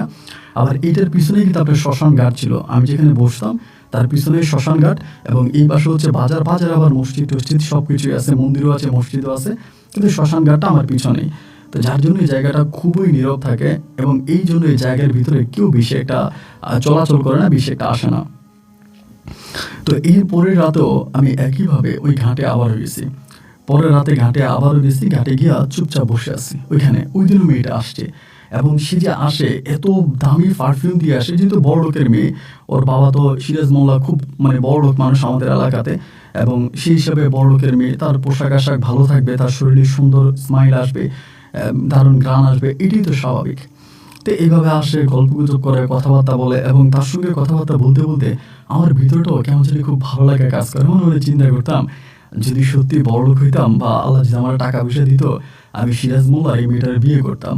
তা আমি বুঝতে পারি, মানে আমি যে পঙ্গু, আমি যে হাঁটতে পারি না, আমি যে ভিক্ষা করি, এই মেয়েটা মূলত আমাকে একটু মানে সিম্পলিটি বা মায়া দেখাচ্ছে আর কি, তার ভিতরে একটু মায়া লাগছে, আমি একজন ভিক্ষুক মানুষ, এই হিসেবে হয়তো একটু মায়া লাগছে, যার কারণে সে রাতের বেলায় যখনই আমার কাছে আসতো বা আমার দেখতে আসতো, ওই কিন্তু অনেক ভালো ভালো খাবার নিয়ে আসতো ওদের ঘর থেকে। ধরেন পিঠা, নাড়ু, সন্দেশ, তারপরে ধরেন মিষ্টির হরেক রকমের খাবার বা ফল ফলাদি, এগুলো প্রায় প্রতিদিনই নিয়ে আসতো এবং আমাকে দিত, আমি খাইতাম। আবার আমি ওরা এটাও বলতাম যে তুমি এগুলো মানে আপনি এগুলো কই পান, কোত্থেকে আনেন? পরে বলে আমাদের ঘরে তো থাকে, আনে সবসময় বাজার থেকে থাকে, এই জন্য আপনার জন্য নিয়ে আসি। বলে কেন আপনি আমার জন্য নিয়ে আসেন? পরে বলে ভাই আপনার একটু খাওয়াইলে ভালো লাগে, আপনি খাচ্ছেন, আমি দেখতেছি ভালো লাগতেছে, এই জন্য নিয়ে আসি। তা আবার এক কথা থেকে দুই কথা বলে কিন্তু রেগে যায়, মানে চোখ টোক লাল করে ফেলে। এই জন্য আমি খুব বেশি একটা বলি না। ও যেমনি কথা বলে আমি তেমনি ওর সাথে সুর মিলিয়ে আস্তে আস্তে করে যাচ্ছিলাম। যাই হোক, এইভাবে দিন আর রাতগুলো কাটতে কাটতে একটা পর্যায়ে প্রায় অনেকগুলো দিন কেটে গেল। অনেকগুলো দিন কেটে যাওয়ার পরে ওর প্রতি তখন আমার খুব ভালো লাগা কাজ করে, মানে অনেক ভালো লাগা কাজ করে। তো অনেকদিন কাটার পর একদিন আমারে বলতেছে, আচ্ছা আজিজ ভাই, আপনি যে ভিক্ষা করেন, আপনি চাইলে তো একটা দোকানও দিতে পারেন, কারণ ঘাটে তো অনেক মানুষের দোকান দেয়, মেয়েদের চুরির দোকান আছে বা কসমেটিকের দোকান আছে, অনেক রকম দোকান দেয়, আপনি তো চাইলে ঘাটে একটা দোকান দিতে পারেন।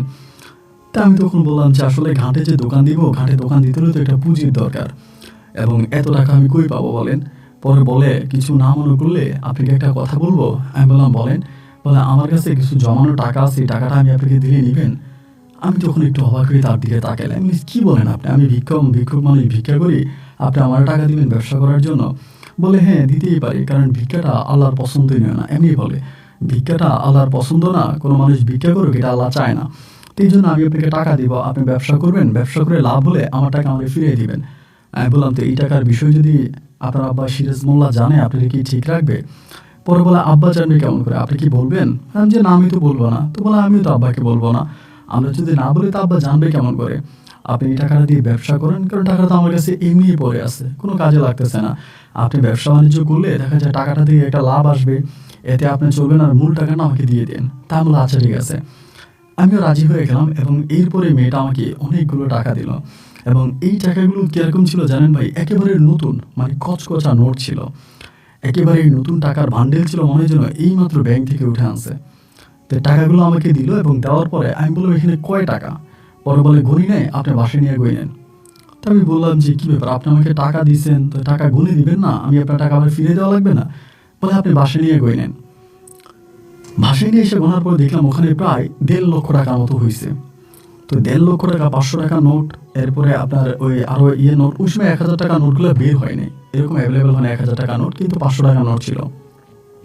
তো 500 টাকা নোট পাইলাম, টাকাগুলো পাইলাম, এবং সব পাইয়ে তখন আমি আস্তে আস্তে করে চিন্তা করতেছি আমি আসলে একটা ব্যবসা করব। আব্বার সঙ্গে তখন আমি আলোচনা করছি। আব্বা আমারে বলে, সেটা দোকান দিতে গেলে অনেক টাকা লাগবে, এই টাকা কোথায় পাবি? আমি আব্বারে বললাম যে আমার কাছে কয়টা টাকা আছে, আমি এই টাকাগুলো তোমাদের দিলে তুমি এখানে একটা দোকানের ব্যবস্থা করো, আমি দোকান চালাবো। এই ভিক্ষা করাটা আমার আর পছন্দ না, ভিক্ষা করতে আমার ভালো লাগে না, আমার কাছে অনেক ছোটো মনে হয়। আমার আব্বা বলে, তুই আসলেই তো কথা ঠিক, কারণ ব্যবসা করাটা ভালো ভিক্ষার চেয়েও। তো আমার আব্বা তখন আমাকে বলে, আমার কাছেও কিছু পুঁজি আছে, আমি আমার পুঁজিটাও তুলে দিব, তুই মিলে ওখানে দোকান দে। আমি আব্বারে বললাম যে না আব্বা, আপনার পুঁজি আমার দরকার নেই, আমার কাছে যা আছে মোটামুটি তা দিয়ে আমি দোকান চালাইতে পারবো। এইগুলো আব্বার হাতে আমি তখন টাকাগুলো দিলাম। টাকাগুলো দেওয়া মাত্রই আব্বা খুব অবাক হয়ে আমার দিকে তাকিয়ে আছে, কারণ এইরকম নতুন টাকার নোট, নতুন টাকার বান্ডেল, এইটা তো আমার কাছে আসার প্রশ্নই আসে না। কারণ আমি ভিক্ষা করি এবং ভিক্ষা করে যা পাই তার বেশিরভাগই আব্বা নিয়ে যায়, আমার কাছে তেমন কোনো টাকা থাকে না। আর যদিও আমি রাখি তাহলে তো ছিঁড়া বিড়া বা 10 টাকা 5 টাকা নোট হবে, কিন্তু এইভাবে 1000 টাকার ভান্ডেল, মানে এরকম 500 টাকা নোটের ভান্ডেল, এটা তো আমার আব্বার কাছে একটু অবাক লাগছে। তো আমার আব্বা বলে, এই টাকাগুলো তুই কোত্থেকে আনছিস? আচ্ছা আব্বা, যে কেউ হোক আমি আনছি, তো তুমি এটা নিয়ে দোকানটা শুরু করো, কথা বাড়াইও না। তো মাও তখন সাপোর্ট দিল যে তুমি ওর সাথে তর্ক করতেছো কেন, যে থেকে পারে আনছে, ওটা চুরি করে নাই, তা তুমি দোকান দাও। আমার আব্বা তখন এই টাকাগুলো দিয়ে আস্তে আস্তে করে ঘাটের মধ্যে আমার একটা মুদির দোকান দিয়ে দিল। তো মুদির দোকান দিছে পরে আমি তখন মুদির দোকানে বসি। ওই সময়টাও কিন্তু রাতের বেলায় আমি দোকান বন্ধ করে ঘাটে চলে যাই, ঘাটের ওইখানে যাই, এবং গেলে পরে আমি বসে বসে ওর সঙ্গে মানে কথা, ওর নাম ছিল পারুল, এই পারুলের সঙ্গে কথাবার্তা বলি, মানে খুব ভালো লাগে। আমি তখন বুঝতে পারি যে পারুল মনে হয় আমাকে ভালোবাসে, আর আমারও মনে হয় যেন আমিও পারুলকে ভালোবাসি, এরকমটা মনে হয়। কিন্তু মুখে কখনো কেউ কাউকে ভালোবাসি কথা বলা হয়নি, মানে কেউ কাউকে বলে নাই। না বলার পরে এবার এরকম করে ধরেন আপনার সময়গুলো কাটতেছে, দিন রাতগুলো কাটতেছে, কাটতে কাটতে আমার কিন্তু ব্যবসায় লাভ হইতেছে, প্রচুর লাভ। যেহেতু আমি ভিক্ষা করতাম, এখন ধরেন আর ভিক্ষা করি না, তো ভিক্ষা না করে যেহেতু দোকান দিছি, মানে অন্য দোকানে কাস্টমার না গিয়া কাস্টমার আমার দোকানে আসে। আমার দোকান থেকে মাল কেনে, এবং শুধু মাল কেনে না, ধরেন 10 টাকা 5 টাকা অনেক সময় দেখা যায় খুচরা টাকা থেকে যায়, আমার বলে যেটা আজিজুল তুমি রেখে দাও, ওইটা দেওয়া লাগবে না। কারণ যেহেতু আমি ভিক্ষার পেশা থেকে একটু ভালো কাজ করতেছি, সবাই আমাকে সাহায্য সহযোগিতা করে। তো এতে দেখা যায় যে আমার ইনকামটা অনেক ভালো হইতেছে। এবং সেই টাকা থেকে আমি তখন আস্তে আস্তে করে করলাম কি, এটা করে আস্তে আস্তে করে আমি সেই জায়গার মধ্যে ধরেন আরও কিছু মালামাল উঠালাম। প্রায় 6 মাসের মধ্যে আমার ব্যবসা তখন চাঙ্গা হয়ে গেছে। তো আপনি শুনলে অবাক হয়ে যাবেন, এই 6 মাসের মধ্যে আমি প্রায় লাখ টাকার মতো ইনকাম করে ফেলি। ওই সময় কিন্তু 1 লাখ টাকার ভালো দাম আছে, এবং ভালো দাম আছে যেই মাল ধরেন আপনার এই ঘাটে কারো দোকানে পাবেন না, আপনি আমার দোকানে পাবেন। এবং আমি তখন কি করতাম, আমার আব্বা যেহেতু নৌকা চালাইতো, ওই পার থেকে আব্বা তখন চানাচুরের বস্তা, বিস্কিটের বস্তায় বস্তায় নিয়ে আসতো, এবং এই পারে আনলে আমি আর আমার যেহেতু ছোটো ভাই ছিল, ছোটো দিলে বোন ছিল, তারা সবাই মিলে এগুলো প্যাকেট করতাম। এবং প্যাকেট করে করে গ্রামের অনেক ছোটো ছোটো দোকান আছে, দেখবেন গ্রামের ভিতরে অনেক ছোটো ছোটো দোকান আছে, ওই দোকানদারগুলো তখন আমার এখান থেকে পাইকারিতে মাল নেওয়া যাইতো। তো আমি যখন বস্তায় কিনে আনতাম তখন অনেক কম হইতো, আর এরকম প্যাকেট করে করে যখন পাইকারিতে বিক্রি করতাম, এক একটা বস্তাতে আমার অনেক টাকা লাভ আসতো। দেখা যায় যে অল্প সময়ের ভিতরে আমি মোটামুটি অনেক টাকা ইনকাম করে ফেলি, এবং আমার আয় ইনকাম প্রচুর বেড়ে যায়। প্রায় 6 মাসের মধ্যেই আমি যখন সিদ্ধান্ত নিলাম যে আমি পারুল থেকে যে টাকাটা আনছি আমি ওই টাকাটা পারুলকে ফিরিয়ে দিব। ওই সময় কিন্তু ফারুলকে আমার এতটা ভালো লাগতো, আমার কেন জানি মঞ্চে তারে বলেই বসে যে তুমি আমার বিয়ে করে ফেলো। আর মেয়েটাও দেখতে পাই এতই সুন্দর ছিল, যা আপনি আমি নিজের চোখে বিশ্বাস করতে পারি না যে মানুষ এত সুন্দর হতে পারে। তো আমি তখন ফারুলকে বললাম, টাকাটা জোগাইছি, 1.5 লাখ টাকার মতো জোগাই বললাম যে ফারুল, আমার তো পুঁজিটা উঠে গেছে, আমার টাকাটা হয়ে গেছে, আমি এই টাকাটা তোমাকে দিয়ে দিতে চাই, তুমি কি বলো? পরে ও আমারে বলে যে টাকাটা আমারে দিয়ে দিবা। আমি বললাম হ্যাঁ, টাকাটা তোমারে দিয়ে দিব, আমার তো লাভ হয়েছে, এখন টাকাটা তুমি নিয়ে যাও। ওই তখন আমারে বলে যে তোমাদের মসজিদে তো ঘাট নাই, ঘাট বলতে আমরা যে মসজিদের লোকেরা যে অজু করে, অজুর এখানে একটা অজুখানা নাই, নামাজ মসজিদের অজুখানা নাই। পরে আমারে বলতেছে তোমাদের তো অজুখানা নাই, তুমি টাকাটা দিয়ে একটা অজুখানা বানিয়ে দাও। পরে আমি বললাম যে না, তুমি এটা কি বলতেছো পারলে, আমি তোমার টাকা খাবো নাকি?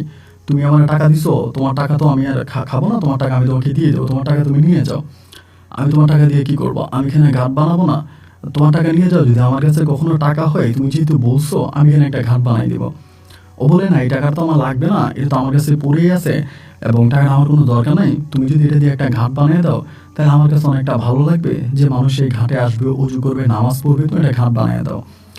তো ওর কথা মতো তখন আমি এই টাকাটা দিয়ে ওখানে একটা ঘাট বানিয়ে দিলাম। একটা ঘাট বানাইছি, এবং ঘাট বানানোর পরে, ঘাট বলতে অজুখানার জন্য একটা ব্যবস্থা করছি। তখন দেখা গেল যে এই বাজারের মধ্যে আমার সুনাম আরও বেড়ে গেছে।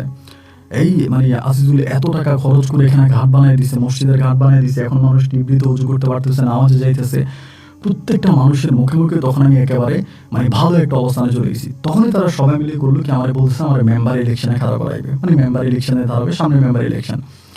আমি বললাম যে না রে ভাই, আমি মেম্বার ইলেকশন করবো না, আমি মেম্বার হবো না। ওরা সবাই মিলে আমার চাইপা ধরছে যে না আজিজুল ভাই তুমি মেম্বার হবা। তা আমার তো পাই নাই রে ভাই, আমি মেম্বার হবো কেন? আমি তো হাঁটতেই পারি না। আমি বললাম দেখে শুনে একটা ভালো মানুষের মেম্বার বানান, যিনি হাঁটতে পারে, চলতে পারে। আমি তো পঙ্গু মানুষ ভাই, আমারই তো মানুষ টানা লাগে, আমি কি মেম্বার হবো? না, সবাই বলে তুমি মেম্বার হলে তুমি সৎ লোক হবা, তুমি ভালো লোক হবা, এই আমার মেম্বারে দাঁড়া করাই দিল। তাই আমি পারুলকে বললাম যে পারুল এমন এমন ঘটনা, তো সবাই আমার বলতেছে আমি নাকি মেম্বার হবো, আর আমি কী করবো? ও বলে হও না, হইবা তো, তুমি পাস করবা। এই মেম্বার ইলেকশনে তখন দাঁড়ায় গেলাম, এবং আলহামদুলিল্লাহ বিপুল ভোটে আমি তখন পাশ করে গেছি মেম্বারিতে। বিপুল ভোটে পাশ করছি, এবং যেদিন আমি পাশ করছি তার 2 দিন পরে এই পারুলের সঙ্গে তার 2 দিন পরে আমার একটা চিন্তা ভাবনা ছিল যে আমি পারুলে বলবো যে আমি তোমার বিয়ে করবো, আর তুমি তোমার আব্বার সঙ্গে কথাবার্তা বলো। তখন তো ধরেন আমার টাকা টুকার কোনো অভাব নেই, অগাধ টাকা টুকা আছে, এবং আবার নিজে নিজে ধরেন আপনার জায়গা জমি একটু একটু কিনছি, এখন বর্তমানে রানিং মেম্বারও হয়েছি। তাহলে এখন পারুলের বাবা সিরাজ মোল্লার সাথে মোটামুটি আমার একটা অবস্থান তৈরি হয়েছে। সেই হিসেবে আমি চিন্তা করলাম যে আমি পারুলে আমি কথাটা বলবো, পারুল আমার কথাটা শুনবে। এটা আমার মেম্বারি পাশ করার 2 দিন পরে। তো 2 দিন পরে যখন ঘাটে ওর সঙ্গে দেখা করতে গেলাম, তো দেখা করতে যাওয়ার পরে ওই ধরনের মনটা অনেক খারাপ ছিল। আইসা আমারে বলতেছে আজকে আমি বেশি সময় দিতে পারবো না, আমার নানি অসুস্থ, আমি সকালে নানির বাড়িতে যাব। আমারে বলে, আমি তখন বললাম যে সকালে নানির বাড়িতে যাইবা? বলে হ্যাঁ, আমি সকালে নানির বাড়িতে যাবো, আমার শরীর ভালো না, আমি নানির বাড়িতে যাব, আমার নানুর শরীর খারাপ। তাই আমি বললাম যে তোমার নানির শরীর খারাপ, তা তুমি নানির বাড়িতে যাবা, আচ্ছা ভালো কথা। তো আজ আমি আর কথা বাড়াইলাম না, যেহেতু নানি বললাম যে আসবা কবে? বলে 2 দিন পরে চলে আসবো। এই 2 দিনের কথা বলে পারুল তখন চলে গেছে ও নানু বাড়িতে। এই 2 দিন তো আমি আর ওর কাছে যাইনি, এবার মেম্বার হওয়ার পরেই আবার প্রচুর পরিমাণে আমাদের এলাকাতে মেম্বার মানেই কিন্তু আপনার কোটি টাকা মালিক, চেয়ারম্যান এত টাকা কামাইতে পারে না, মেম্বারে যা কামায়। কারণ আমাদের এখানে রেশনের সিস্টেম আছে বা এই ঘাটের কাজ তো প্রচুর কাজ আসে, এবং সেটা হচ্ছে সরকারের কাছ থেকে লিস্ট নেওয়া হয়, এগুলো সব মেম্বারদের ভাগ বাটোয়ারা হয়। আমার কাছে তখন ভাই ভালো টাকা আসতে শুরু করলো। এই করে প্রায় 2 দিনের মতো কেটে গেল। কেটে যাওয়ার পরেও পারুলা 2 দিন পরে আসলো না। তো আমার তো আর ওর সঙ্গে শুধুই এরকমই দেখা হইতো, এখানে ঘাটে যেতাম, দেখা করতাম, এইটুকুই। আর তো ওর সঙ্গে আমার দেখা করার অন্য কোনো সুযোগ নাই। তো ওর বাড়িতে কখনোই যাই নাই বা ওর আব্বার সঙ্গে এই বিষয় নিয়ে কখনো কথা বলি নাই।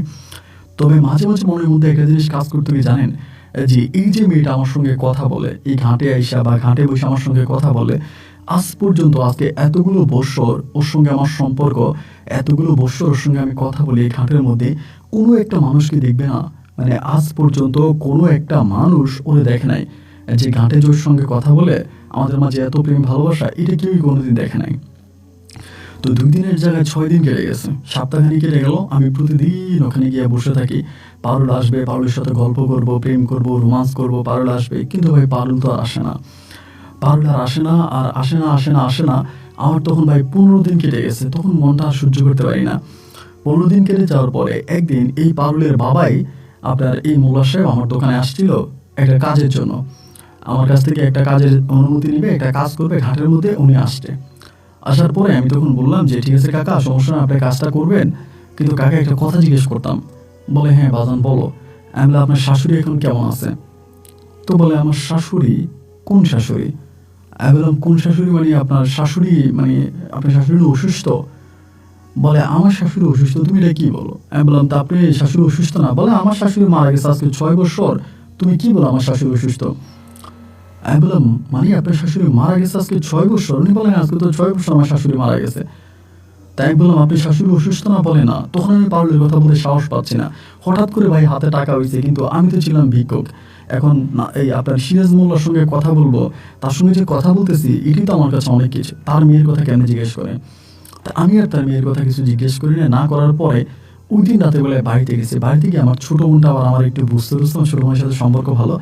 ছোটো বোনের পরের দিন সকালবেলা পারুলদের বাড়িতে পাঠাইলাম। তাই পারুলদের বাড়িতে পাঠাইলাম যে ওর মানে বাড়িতে আছে কিনা এটা খোঁজ খবর নেওয়ার জন্য। আমার বোন ওই বাড়িতে গেছে, এবং ওই বাড়িতে গিয়ে আমার বোন আমার দোকানে এসে বলতেছে, ওই সময় তো আমার ডিলার হয়ে যায়। আমি বিভিন্ন ধরনের আপনার তেলের ডিলার, এরপরে মালের ডিলার, বিভিন্ন ধরনের ডিলারশিপের ব্যবসা আমি তখন করতাম। তখন আমাদের এলাকার চেয়ারম্যানের যে টাকা ছিল, আমার চেয়ারম্যানের যে পাওয়ার ছিল, আমার পাওয়ার তার থেকেও বেশি ছিল। আমার টাকা মানে আপনার চেয়ারম্যানের থেকেও বেশি ছিল। এবার কি হইলো, আমার বোন আমার দোকানে এসে বলতেছে, ভাইয়া তুমি আমার কোন বাড়িতে পাঠাইছো? আমি বললাম কোন বাড়িতে? মানে তোমার এই সিরাজ মোল্লা বাড়িতে পাঠাইছি। বলে সিরাজ মোল্লার তো কোনো মেয়ে নাই। তুমি আমার কি বলো, সিরাজ মোল্লার মেয়ে পারুলের খবর নিতে পাঠাইছো? আমি তো খোঁজ খবর নিয়েছি, তার তো কোনো মেয়ে নাই, তার তো 3 ছেলে। আমি বললাম এটা তুই কি বলিস, তার কোনো মেয়ে নাই? বলে না ভাইয়া, তার তো কোনো মেয়ে নাই, তার ছেলে হচ্ছে 3টা। তুমি আমার কোথায় পাঠাইছো? তখন আমি মনে করলাম যে পারুল মনে হয় তাহলে আমার মিথ্যা কথা বলছে। পারুল মনে হয় আমার মিথ্যা কথা বলছে, এটা মনে হয় তাহলে পারুল মিথ্যে বলছে। আমার কাছে তাহলে মনে হয় পারুলের ভারী অন্যটা হবে, ও হয়তো সিরাজ মোল্লার কথা বলছে। এবার আমি মন্দে করে ওরে এই পাড়াতে খুঁজতে শুরু করছি। এইখানে ওইখানে, এই জায়গায় ওই জায়গায়, বিভিন্ন জায়গায় আমি তখন খুঁজতেছি, কিন্তু আমি তখন আর পারুলকে খুঁজেই পাই না। পারুল নাই, পুরা পারুল উধাও হয়ে গেছে। কি একটা মানুষ হঠাৎ করে এইভাবে উধাও হয়ে গেল, কই গেল, তারে আর কোথাও খুঁজে পাইতেছি না। এবার আমি আস্তে আস্তে করে আমার বোনের দিয়ে সেই বাড়ির মধ্যে খোঁজ খবর নেওয়া শুরু করছে যে এই বাড়ির মধ্যে পারুল নামের কে আছে, পারুল নামের কোনো মেয়ে আছে কিনা। আমার বোন খণ্ড খণ্ড করে পুরা বাড়িতে একরকম ও খোঁজ খবর নিয়ে দেখছে যে ওই বাড়িতে পারুল নামের কোনো মেয়ে নাই। এই বাড়িতে পারুল নামের কোনো মেয়ে নাই, এবং ওই বাড়িতে হাতে গোনা 2টা মেয়ে আছে। যুবতী, আমি যে বয়সী বললাম ওই বয়সী 2টা মেয়ে আছে, কিন্তু 2টা মেয়ের নাম পারুল না। তখন আমার মনের ভিতরে ঘটকা লাগলো যে মনে হয় এই 2টা মেয়ে আমার সঙ্গে মিথ্যা কথা বলছে। এদের মধ্যে দুজনের মাঝে কারণ মনে হয় পারুল আছে। আমি নিজেই ওই এলাকার লোকজন দ্বারা ওই 2টা মেয়েদের দেখতে পর্যন্ত গেছে বাড়িতে, দেখলাম যে না 2টা মেয়ে পারুল না, কারণ এই পারুলের চেহারা না। আমি তখন অবাক হয়ে গেলাম, তাহলে পারুল কোথায় গেল? আমি যে পারুলের সঙ্গে ঘন্টার পর ঘন্টা বসে এখানে কথা বলতাম, এটা তো আর 1 দিন 2 দিনের কথা নয়, মাসের পর মাস, বছরের পর বছর আমি ওর সঙ্গে কথা বলতাম। ব্যবসার জন্য টাকা দিল, মেম্বার ইলেকশনে সাহায্য করলো, বিভিন্ন জায়গায় ও আমারে এত হেল্প করলো, এত কিছু করলো। এখন হঠাৎ করে কোথায় চলে গেল? নিজের মনটারে আর কোনোভাবে ভাই বুঝাইতে পারি না। কলিজার মধ্যে খুব ব্যথা অনুভব হচ্ছে তখন। কি ব্যাপার, তাহলে পারুলকে আমারে ধোকা দিল? তাহলে পারুল কে? এবং এই জায়গাটা এরকম একটা জায়গা যে এই জায়গায় এই পাড়ার মানুষ ছাড়া অন্য কোনো পাড়ার মানুষ আসার প্রশ্নই আসে না। এরপরে আমি আরেকটা বিষয় চিন্তা করলাম যে পারুল এখানে কারো বাড়িতে বেড়াইতে আসছে কিনা, যে কারো বাড়িতে বেড়াইতে আসছে কিনা, বেড়াইতে আইসা হয়তো আমার সাথে দেখা করছে। এই জন্য আমি প্রতিটা বাড়িতে বাড়িতে কথা বলি যে আপনার কারো বাড়িতে কোনো মেহমান এসে 1 বছরের মতো ছিল কিনা, 1.5 বছরের মতো ছিল কিনা। এরা প্রত্যেকেই বলতেছে যে না, কেউ এখানে বাড়িতে এসে 1-1.5 বছরের মতো তাদের বাড়িতে কোনো মেহমান আসে না এরকম। এর ভিতরে আমার হঠাৎ করে মনে হলো, হ্যাঁ রে, পারুল তো আমারে বলছে যে তোমার এত লোভ কেন? আমি যে ওই যে আপনার রাজার ভিটাটা ভাঙতে গেছিলাম, তখন তো আমার নিজেই বলছে যে তোমার ভিতরে এত লোভ কেন। তার মানে আমার কাছে মনে হচ্ছে যে পারুল ইতালিটাও জানলো কেন। এবার আমি বিভিন্ন হুজুর কবিরাজ এখানে সেখানে যাতায়াত করতে শুরু করছি, বিভিন্ন জায়গায় যাচ্ছি, কথা বলতেছি, এবং সবাই তখন আমার একটা কথাই বলতেছে যে না, কেউ এক একজন এক এক ধরনের কথা বলে। আমি পারুলের কোনো সন্ধান পাই না। আমার তখন ব্যবসা বাণিজ্য প্রায় একেবারে লাটে ওঠার মতো অবস্থা। ব্যবসা বাণিজ্যের প্রতি কোনো মনোযোগ নাই। এবং আমি তো জেনেই গেছি যে নাসির মানে আপনার সিরাজ মোল্লার মেয়ে না পারুল। এখন পারুলের কোনো অস্তিত্ব আমি আর পাই না। রাতের পর রাত, রাতের পর রাত, রাতের পর রাত আমি ওই জায়গার ভিতরে আপনার একটা ঘাটটার মতো করে বলছি, মানে আপনার ওই যে শোয়ার জন্য কক্সবাজারের আপনার যে টুলগুলো পাবেন শোয়ার জন্য যে খাটগুলো হয়, এরকম খাট বিছিয়ে দিলাম। সারা রাত ওখানে বসে থাকি, সারা রাত ওই জায়গায় বসে থাকি। এদিক দিয়ে মা, তারপর যারা আছে সবাই কান্নাকাটি করে যে তুই এখানে বসে থাকিস কেন, তোরা আমরা বিয়ে শাদী করাবো, তুই বিয়ে শাদী করবি না। আমি বিয়ে শাদীও করি না, তখন কিন্তু আমি পঙ্গু, আমি বিয়ে শাদী করি না, আমি ওখানেই বসে আছি। এইভাবে প্রায় আনুমানিক আমার একটা ধারণা আর কি 7 থেকে 8 মাস পরে, 7 থেকে 8 মাস পরে একদিন রাতের বেলায় হঠাৎ করে আমার এখানে পারুলের সঙ্গে দেখা। এবং দেখা বলতে কীরকম দেখা আমি আপনাদের বলি, আপনি শুনলে আশ্চর্য হয়ে যাবেন। আমি এখানে বসে আছি, তখন মধ্যরাতের কাছাকাছি ও আমার সামনে দিয়ে হেঁটে চলে যাচ্ছে। তো আমি তো ওর দিকে তাকাইলেই বুঝি, ওর হাঁটাটা দেখলে আমি বুঝি যে এরকম করে হাঁটে। ওর দিকে আমি তখন মানে আমার তো পা নাই, পা তো পঙ্গু, এখান থেকে লাফ দিছে। লাফ দিয়ে আমি পারুলরে বলে দিছি চিৎকার। আমার দিকে তাকাইছে, তাকায় আসছে, আইসা ওর নিচে আমার হাতে ধরে, মানে ওর নিজে আমার পুরোটা বডিতে ধরে আমাকে খাটে বসাইছে। বসানোর পরে আমি বললাম, পারুল তুমি কই যাও? পরে আমারে বলে, আমাদেরকে এমনি তাকে আছে। আমি বললাম, তুমি কই যাও? পরে হাসে। তো আমি তখনও বুঝতে পারিনি যে ও আসলে কে, বা এরকম যে হাসতেছে আমার মাথায় তখন আসতেছে না যে পারুল তুমি কে, তুমি কই যাও, তুমি কই ছিলা, তুমি না বললা তুমি সিরাজ মোল্লার মেয়ে, তুমি তো সিরাজ মোল্লার মেয়ে না, তুমি এই পাড়ার কেউই না, তুমি কে? পর আমার দিকে তাকায় দেখে, তখন হাসতেছে, হাসে, হাইসা বলে, এখন তো তুমি কোটি টাকার মালিক, তুমি মেম্বার, তোমার অনেক টাকা, তোমার কোনো কিছুর অভাব আছে? তোমার অভাব খালি একটাই, তোমার 2টা পা নষ্ট, তোমার 2টা পায়ের সমস্যা, এটাই তো, তোমার তো আর কোনো সমস্যা নেই। আমি বললাম, না আমার আর কোনো সমস্যা নেই, আমার তো 2টা পায়ের সমস্যা, আমার আর কোনো সমস্যা নেই। ওই তখন করলো কি, আমারে এরকম একটা তেলের বোতল দিল, তেলের মতোই করে একটা সীসা দিল, দিয়া বললো যে এইটা পানির সাথে, গরম পানির সাথে মিক্স করবা, করে 2 পায়ের মধ্যে ডলবা, 1 সপ্তাহ তোমার পা ভালো হয়ে যাবে, তোমার পা ভালো হয়ে যাবে। এই কথা বলা মানে যে পারুল তুমি কে, তুমি কে? এই তুমি কে 1বার 2বার 3বার বলছে। ও তখন উঠে একটা দৌড় দিছে, 3বার বলার পরে এই উঠে একটা দৌড় দিছে, এবং একটা দৌড় যে দিছে, দৌড় দিয়ে ওই দিকে চলে গেছে, মানে ঘাটের দিকে চলে গেছে। আর পিছন থেকে আরো 3টা পোলা পাইন আসছে আমাদের এলাকায়, দৌড়ে আসছে, এসে বলতেছে এইদিকে একটা মেয়ে গেছে আমার বলে। আমি তখন ওদেরকে দিলাম তোমাকে, এই তোরা কে? আমি যেহেতু মেম্বার সে এলাকার, এই 3টা পোলা পাইন আমার দিকে তখন পিছনের দিকে দৌড় দিছে, আর কথা বলে না, চলে গেছে। তো এখন এই পোলা পাইনগুলো বা কোথেকে আসলো, পারলো এখানে দূর দিয়ে কেন চলে গেল, আর আমার হাতে এটা কি দিয়ে গেল? বিশ্বাস করবেন না ভাই, রাতের বেলায় ঘরে গিয়া সঙ্গে সঙ্গে মায়ের বললাম গরম পানি করেন, গরম পানি দিয়া আমি যখন 2টা ডলা মারলাম আমার পায়ের ভিতরে, আমার কাছে মনে হচ্ছে যেন পায়ের ভিতরে বোধ খুঁজে পাইতেছে। মানে এই প্রথম আজকে এত বছর পরে আমার কাছে মনে হয় যে আমি যে পায়ে ধরছি কিছুটা আমার অনুভব হইতেছে। মাত্র 4 দিন, মাত্র 4 দিন এই তেলটা গরম পানির সঙ্গে মেসেজ করে আমার মা আমার পায়ে মাখছে। আপনি বিশ্বাস করবেন কিনা জানি না, আমি এখন পুরো দৌড়াতে পারি, মানে আমার পা পরিপূর্ণভাবে ভালো হয়ে গেছে। 4 দিন পরে আমি মানে মোটামুটি সুস্থ হওয়ার পরে যে 3টা পোলাপাইন, এই 3টা পোলাপাইনটা ঢাকাইছি, আমাদের এলাকায় ছিল, ঢাকাইছি। ঢাকায় বললাম যে তোরা এই যে মেয়েটারে দৌড়ে এলি, এটা কে ছিল? পরে বলে, ভাই ওরা আবার নেশা করে। পরে বলে, ভাই আমরা তো ঘাটে নেশা করতেছিলাম, তাই দেখলাম একটা সুন্দর মেয়ে আমাদের সামনে দিয়ে হাঁইটা গেছে, এবং হাঁইটা গেছে, আমরা দৌড়াইতেছি, মেয়েটা হাঁটতেছে, আমরা এটা ধরে পাই নাই, এবং দেখলাম এইদিকে চলে আসছে। তো পারুল কিন্তু এখানে আমার সঙ্গে বসে অনেকক্ষণ ধরে কথা বলছে, কিন্তু পোলাপাইনগুলো আমার বললো যে তারা নাকি পারুলের পিছিয়ে পিছিয়ে আসছে। তো পারুলের পিছনে পিছনে যদি আসে, তাহলে পারুল যে এতক্ষণ আমার সঙ্গে কথা বললো, এটা কিভাবে কি? আমি তখন আর এটা মনোভাবে মিলিয়ে দিতে পারি, তখনই তো আমি পরিপূর্ণভাবে দৌড়ে দিতে পারি, হাঁটতে পারি, আমার সম্পূর্ণ পা ভালো হয়ে গেছে। এইবারই প্রথম আমি এই বিষয়টা আমার মার সঙ্গে শেয়ার করি। আজকে এত বছর পরে, ঘটনার এত বছর পরে আমি মায়ের বললাম যে মা, আমার সঙ্গে তেমন একটা ঘটনা ঘটছে। আমার মা তখন বলতে, আরে বাবা, এটা তো তাইলে পড়ি। আমি বললাম, কি বলো তুমি, এটা পড়ি? মা বলে, হ্যাঁ, এটা তো পড়ি, এটা তো তাইলে পড়ি। এবার আমার আব্বা শুনলো, আব্বাও বলতেছে এটা পড়ি। আব্বা আমার কেন বলতেছে, আমার আব্বাও বলে যে এর আগেও নাকি এখানে এরকম আরেকটা লোকে একটা পড়ি নাকি সাহায্য করছিল। মানে ওইরকম একটা লোকে, মানে অত বড় সাহায্য করে নাই, তবে একটা লোকের নাকি সাহায্য করছে পড়ি। এই লোকটাও নাকি এখন অনেক বড় টাকা পয়সার মালিক হয়ে গেছে। এবং এই জায়গাটার মধ্যে আমার আব্বা বলে, এই জায়গার মধ্যে একটা পড়ি আছে, একটা ভালো পড়ি আছে এই জায়গায়, এটা সবাই জানে। এবার যখন আব্বাও বলছে, আম্মাও বলছে, তখন আমি নিয়মিত ওখানে বসে আছি, নিয়মিত এই জায়গার মধ্যে বসে আছি।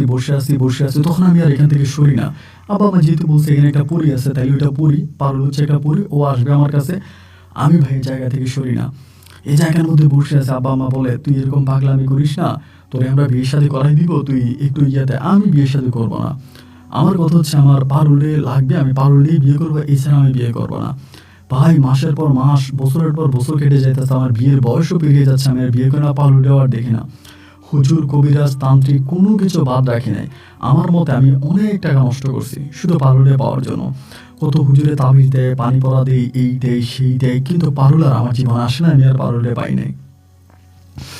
পারুলে আর আমি পাইলাম না। আমি টাকা পয়সা, কুচু পাতার মতো টাকা পয়সা খরচ করতেছি পারুলের জন্য, কিন্তু পারুলের কোনো অস্তিত্ব আর আমার জীবনে নাই, আমি আর পারুলে পাইলাম না।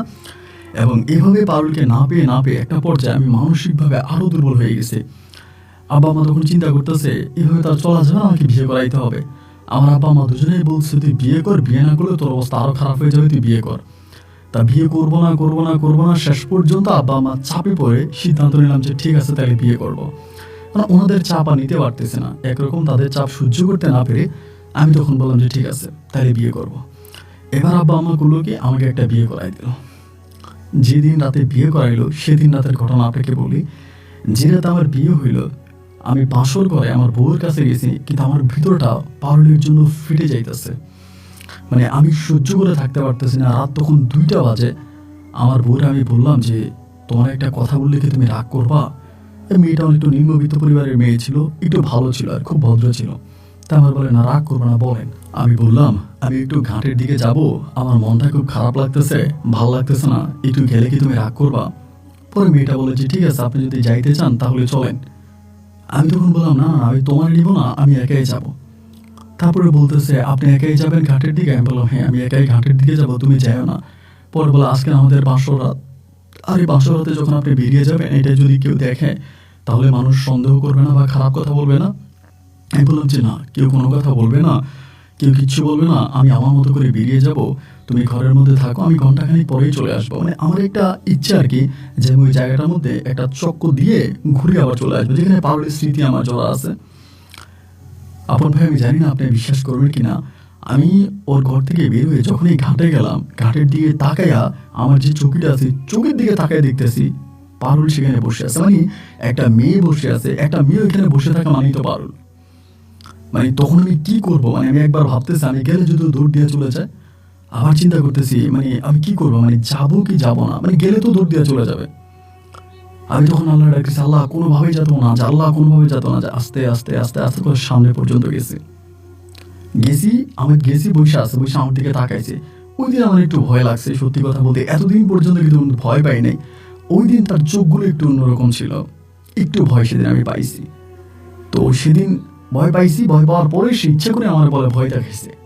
আমি বললাম, ইচ্ছা করে ভয় দেখাইছি, ভয় পাইছো? আমি বললাম, হ, ভয় পাইছি। আমি বললাম যে, পারুল, তুমি কি মানুষ না? এই প্রথম কোনো একটা মেয়ে আমার সামনে বসে আছে, আমি তার সামনে দাঁড়ায় আছি, তারে বলতেছি তুমি কি মানুষ না? এরকম একটা অনুভূতি, বিশ্বাস করে। এবং সেদিন রাতে আমার বাসর ঘর, আমার শরীরে তখন হচ্ছে ধুলার পোশাক। আমি বললাম, তুমি কি ভয় পাও নাই? ও বলে, আমি বলে, পারুল, তুমি কি মানুষ না? মাথা নাড়ায় বলে, না।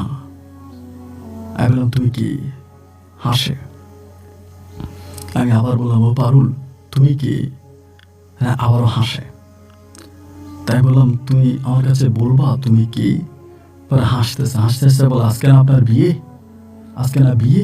এরকম করে বলে। আমি বললাম, হ্যাঁ, বিয়ে তো হয়েছে, বাসরও হয়েছে, আমার বউরে রেখে আমি চলে আসছি তোমার কাছে, পারলে আমি তোমার ভালোবাসি। এই বলে তখন হাসতেছে, মানে ভালোবাসি বলছে, খিটখিটে হাসতেছে। ওর হাসির শব্দ খুব বিকট, মানে ও যে হাসে মনে হয় যেন মাইকে হাসতেছে, স্পিকারে হাসতেছে, কিন্তু আশেপাশে মনে হয় কেউ শুনতে পায়, মনে হয় যেন আমি তার হাসির শব্দ শুনতে পাই। প্রচণ্ড রকমের বাতাস। তারপরে আমার বলতেছে, আজকে তো তোমার বিয়ে, তোমার একটা উপহার দিব, এটা বলে। উপহারের কথা বলে এই টাইপের একটা কালো পাথর আমার দিল। তে বললো নাও। তা আমি পাথরটা একটু গরম ছিল, হাতে নেওয়ার পরে আমি বললাম এটা কি? বলে পাথর। আমি যে পাথর দিয়ে কি করব? বলে তোমার যদি অসুখ হয় তাহলে এটা পানিতে ভিজায় খাইবা, তোমার অসুখ ভালো হয়ে যাবে। তা আমি বললাম, পারুল তুমি কি আসলে মানুষ না? এই কথা বলে আবার হাসতেছে, হাসে। এরপরে হঠাৎ করে বাজারের দিক থেকে একটা চিৎকার পড়ছে, মানে এও সামনে থেকে বাজারের দিকে একটা চিৎকার পড়ছে। আমি তখন পিছনের দিকে ফিরে তাকাইছি, ওর দিকে তাকাইছি। ও বলে, দেখো তো চিৎকার কে দিছে? আমি বলছি, না, কে চিৎকার দিছে আমি দেখবো না। ও বলে, আরে কি জানি হয়েছে, দেখো না, বাজার দিকে দেখো, কি জানি কি হয়েছে। আমি বলছি, না, আমি দেখবো না। মানে আমি ওর দিকে তাকাই আছি। এর ভিতরে ও কি করলো, আমার সামনে দিয়ে ওই দিকে দিছে দৌড়, মানে বাজারের দিকে দৌড় দিছে। আমি ওর পিছন থেকে দিলাম দৌড়। পিছনে দৌড়ে দৌড়ে আসতেছিলাম, এসে দিয়ে কি আমাদের বাজারের ওখানে এক লোক পড়ে আছে, তার পেটের মধ্যে ঢেকা ঢুকানো। তারে মানে এইখানে আমাদের এলাকার যে পোলাপাইন আছে, সম্ভবত কোথাও থেকে আসছে, ঘাটে নামছে, ডাকাতি করতে গিয়ে লোকেরা চাকু মারছে। এই লোক মানে মরা মরা অবস্থায়, এবং আশেপাশে কিছু মানুষ দেখছে, তারা দেখে চিৎকার দিয়ে এসে আমাদের ধরছে। সবাই আমার বলতেছে, মেম্বার সাহেব এই লোকটারা একটু হসপিটালে নিয়ে যাবে। আমি, দৌড়টা তো হসপিটালে নিয়ে যাবে, কই নিয়ে যাবি, যা। আমি ওরে খুঁজতেছি। তখন কিন্তু পাথরটা আমার হাতে। আজকে তো আমার বিয়ে, আমার গায়ে তখনও পাঞ্জাবি। আরে বাইনা ফজর আজান দিয়ে দিছে। এই ফজর আজানের সময় আমার আব্বা এসে আমার ঘাটে ধরছে, ধরিয়া আব্বা বকাবাদ করতেছে, আজকে তোর বিয়ে, এইটা এখানে কি করিস, এই জায়গায় কি করিস, তোর না আজকে মাসরাত। আব্বা আমাদের দৌড়ে বাড়িতে নিয়ে গেছে। আমি ভাই তখন পাগলের মতো হয়ে গেছি। মানে এই যে একটা পাথরটা যে কুই রাখছে, ওইটা আমার মনেই নেই। পাথরটা কুই রাখছে আমার মনেই নেই। এবং আমি তখন এই পাগলের মতো হয়ে গেছি। এই রাস্তায় হাঁটতেছি, পারুল কই। আমি এবার সবার কাছে ওপেনলি বলা শুরু করছি, মানে যার সঙ্গে দেখা হইতেছে তারাই বলতেছি, পারুল একটা পরী ছিল, আমার সঙ্গে দেখা হয়েছে, পারুল এখানে বসেছিল, আমি ওর সঙ্গে গল্প করতাম, ওর সঙ্গে কথা বলতাম। মানে মোটামুটি সবার কাছে আমি এটা বলা বলি করতে শুরু করি। এবং কেউ বিশ্বাস করে, আবার কেউ করে না। বেশিরভাগ মানুষের বিশ্বাস করে, কারণ আমি কখনোই কারোর সঙ্গে মিথ্যা বলি নাই। আমাদের এলাকাতে আমি গরিব ছিলাম, আমি পঙ্গু মানুষ ছিলাম, পঙ্গু থেকে হঠাৎ করে ভালো হয়েছি, এটাই তো সবার কাছে অনেক বড় কিছু। এবং আমি সবাই এটাও বলছি যে আমার এই দিছে, সেখান থেকে আমি ভালো হয়েছি। এই করতে সবাই বলা বলি করতেছি। এমন করতে আমি সবার কাছে বলি যে আমার শেষে একটা পাথর দিছে। বলছে, আমি যদি কখনো অসুস্থ, এই পাথরটা পানিতে ভিজিয়ে বিসমিল্লাহ বলে পানিটা খেলে আমার ভালো হবে। এবার এই পাথরের কথা যখন আমি সবার কাছে বলছি, দেখে এবার সবাই আমার বলতেছে, পাথরটাকে পাথরটা খুঁজে পাই না, মানে কোনো জায়গায় পাথরটা আমি পাই না। পাথরটা না পাওয়ার পরে এই মনে করেন 20-25 দিনের মতো কেটে গেছে পাথর খুঁজতে 20-25 দিন পরে হঠাৎ করে আমি দেখি যে আমার বউ কথা বলতে পারে না। যারা আমি শেষে বিয়ে করছি, ওই কথা বলতে পারে না। কথা বলার সময় কেমন করে জানি কাঁপে, মানে কেমন করে জানি কাঁপে, কথা বলার সময় কেমন করে কাঁপে। তাই বললাম, কি হয়েছে, তুমি কাঁপো কেন, কি হয়েছে? আস্তে করে সম্পূর্ণ কথা বলাটা বন্ধ হয়ে গেল, আমি শুধু কাঁপতেছে। তাই কি হয়েছে জিজ্ঞেস করে, কি হয়েছে। এবং পরে সে পুরো কথা বলাই বন্ধ। সে আমাকে কাগজে লিখে দেয় ওই পাথরটা ভিজিয়ে পানি খেয়েছে। আমি যে বলছিলাম যে তার তো কোনো রোগ নাই, তার ভিতরে কোনো শারীরিক সমস্যা নাই, শুধু বলে পাথরটা ভিজিয়ে পানি খেয়েছে। আমার বলে, আমি পাথরটা ভিজিয়ে পানি খেয়েছি। এরপর আমার এমন লাগছে যে পাথরটা কই, বলে পাথরটা পানিতে আছে, মানে গ্লাসে আছে। তা আমি গ্লাসের মধ্যে গিয়ে দেখি গ্লাসের ভিতরে কোনো পাথর নাই। আমি বললাম, তো গ্লাসের মধ্যে তো কোনো পাথর নাই, পাথর কেউ? বলে, এখানে রাখছি। এরকম করে ও কাঁপতে ও টোটালি ও কথা বলা বন্ধ হয়ে যায়। এবং বন্ধ হয়ে যাওয়ার পর আমরা চোখে মুখে পানি দেওয়ার পরে ডাক্তারের কাছে নিয়ে যায়, আমাদের এলাকার ডাক্তার। এই ডাক্তার বলে যে কি সমস্যা তো বোঝা যাচ্ছে না। সেখান থেকে আমরা সদরে নিয়ে যাই, বরিশালের সদরে নিয়ে যাই। সেখানে চিকিৎসা হয়, প্রায় 1.5 মাসের মতো চিকিৎসা চলে। ওর কি সমস্যাটা কেউ বলতে পারে না, কোনো ডাক্তার বলতে পারে যে আমার যেরকম পায়ের সমস্যা এরকম সমস্যা, কিন্তু 1.5 মাস পর ও মোটামুটি ভালো হয়ে যায়, ওর কণ্ঠ ঠিক হয়ে যায়, সবকিছু ঠিক হয়, ও আবারও চলে আসে। আইসা আমারে বলতেছে যে আমার সঙ্গে এমন কিছু ঘটনা ঘটছে যেটা আমি দেখছি, আপনাকে বলতে পারবো না, তবে আমি আপনাকে একটা কথাই বলবো, আপনি ওই পরিটারে আর খুঁজেন না। যদি আপনি পরিটারে খোঁজেন, আপনি মারা যাবেন, সাথে আমিও মারা যাবো। তা আমি বললাম যে কি দেখছো তুমি আমারে বলো। ও বলেছেন, আমি বলতে পারবো না, আমি যেটা দেখেছি এটা আমি আপনাকে বলতে পারবো না, আমি পানিটা খাওয়ার পরে যেটা দেখছি বলতে পারবো না, ওইটা দেখে আমি এরকম হয়ে গেছি। তাই বলে, পাথরটা এখানে আছে, পাথরটা আমি আর পাই না। আসলে কিন্তু পাথরটা পানিতে ভিজা, পানিটা গেছে, কিন্তু পাথরটা আর এখান থেকে গ্লাস থেকে আর পাই না। এমনকি কেউ নিয়ে গেছে নাকি তা তো আর জানি না। তো যাই হোক, বিয়ে করার পরে আমি তখনও মানে আমার বউর প্রতি আমার কোনো টান নাই, কোনো ভালোবাসা নেই, আমি এই পারুল। আমি এই আবার ওইখানে গিয়ে দাঁড়ায় আছি এবং বস্তুর মানে এই নির্বাচনের পর সবাই তখন ধরছে যে আপনি চেয়ারম্যান ইলেকশন চেয়ারম্যানই করেন। আমি যে ভাই আমার চেয়ারম্যানের দরকার নেই, এমনি আল্লাহ আমার যা দিছে এটা তো আমার কল্পনার বাইরে। আমি আর চেয়ারম্যানই করলাম না এবং না করে আমি এই জায়গার ভিতরে আমি বসে আছি ওরে পাওয়ার জন্য। ওরে পাওয়ার জন্য বসে আছি না, ওর সঙ্গে আমার আর দেখা নাই। এখনো প্রতি বৎসরে মানে যেদিন আমার ওর শেষ দেখা, আমার যেদিন পাথরটা দিছিল ওই দিন আমি এখনো ওর নামে একটা মাহফিল করাই। ওর নামে একটা মাহফিল করাই এবং এই মাহফিলে হচ্ছে আমি সবাইরে দাওয়াত দিই, এলাকার গণ্যমান্য সব বাইরের লোকজন সব আসে, আমি সেটাতে বিরিয়ানি করি এবং বিরিয়ানি করে আমি সবাইরে খাওয়াই, ওর জন্য দোয়া চাই। তো ভাই ও আজকে বহু বৎসর হয়ে গেল, আমি আর ওরে দেখি না, ওর আমার কাছে আসে নাই, আর কোনোদিন আসবে কিনা সেটাও জানি না। তবে ওর নামের উরুস আছে, সামনের মাসে উরুস। আমি আপনার দাওয়াত দিলাম, আল্লাহ যদি আপনি আসতে পারেন, আপনার স্পেশালি আমি আপনাকে দাওয়াত দিলাম সামনের মাসের 16 তারিখ আমার উরুস, 16 তারিখে আপনি আইসেন। এবং এটা আপনার পুরীর নামে মিলাদ, এটা সবাই জানে, আমাদের এই ঘাটের এলাকার সবাই জানে পুরীর নামে মাহফিল, পুরীর নামে মিলাদ। এই আমরা হচ্ছে পোস্টারও লিখে দিই, আমি আপনাকে পোস্টারের ছবিও পাঠাবো যে পুরীর নামে ওয়াজ ও দোয়ার মাহফিল এটা লেখা আছে। এবং ঘাটে তখন এই মাহফিলটা হয়, বিভিন্ন জায়গা থেকে মাহফিলের লোক আসে, অনেক দূর দূরান্ত থেকে মানুষ নিয়ত করে আসে এবং অনেকেই আমার এই মাহফিলের তাবারুক খেলে তাদের রোগ ভালো হয়। অনেকেই এরকম বলছে যে মাহফিলের তাবারুক খাইছে, রোগ ভালো হয়েছে। ভাই আমি কারোর কাছ থেকে কোনো টাকাও চাই না, কোনো ইয়ে চাই না, আমার মাহফিলে আইসা আল্লাহর হস্তে বা আল্লাহর উপরে তোয়াক্কা করে আমার একটু তাবারুক খেলে হয়তো মানুষটা ভালো হতে পারে। আমি কোনো কবিরাজ নয়, কোনো কবিরাজি চিকিৎসা আমি দিব না, বা আমি কবিরাজ নয়, যেটা সত্য সেটাই। আমার এই মাহফিলে তাবারুক খেয়ে অনেক মানুষ ভালো হয়েছে। পরিণামে মিলাদুদ্দোয়ার মাহফিলে যদি আপনার কোনো রোগী থাকে আপনি তাও নিয়ে আসতে পারেন, আল্লাহর রহমতে হয়তো তিনি সুস্থ হতে পারে।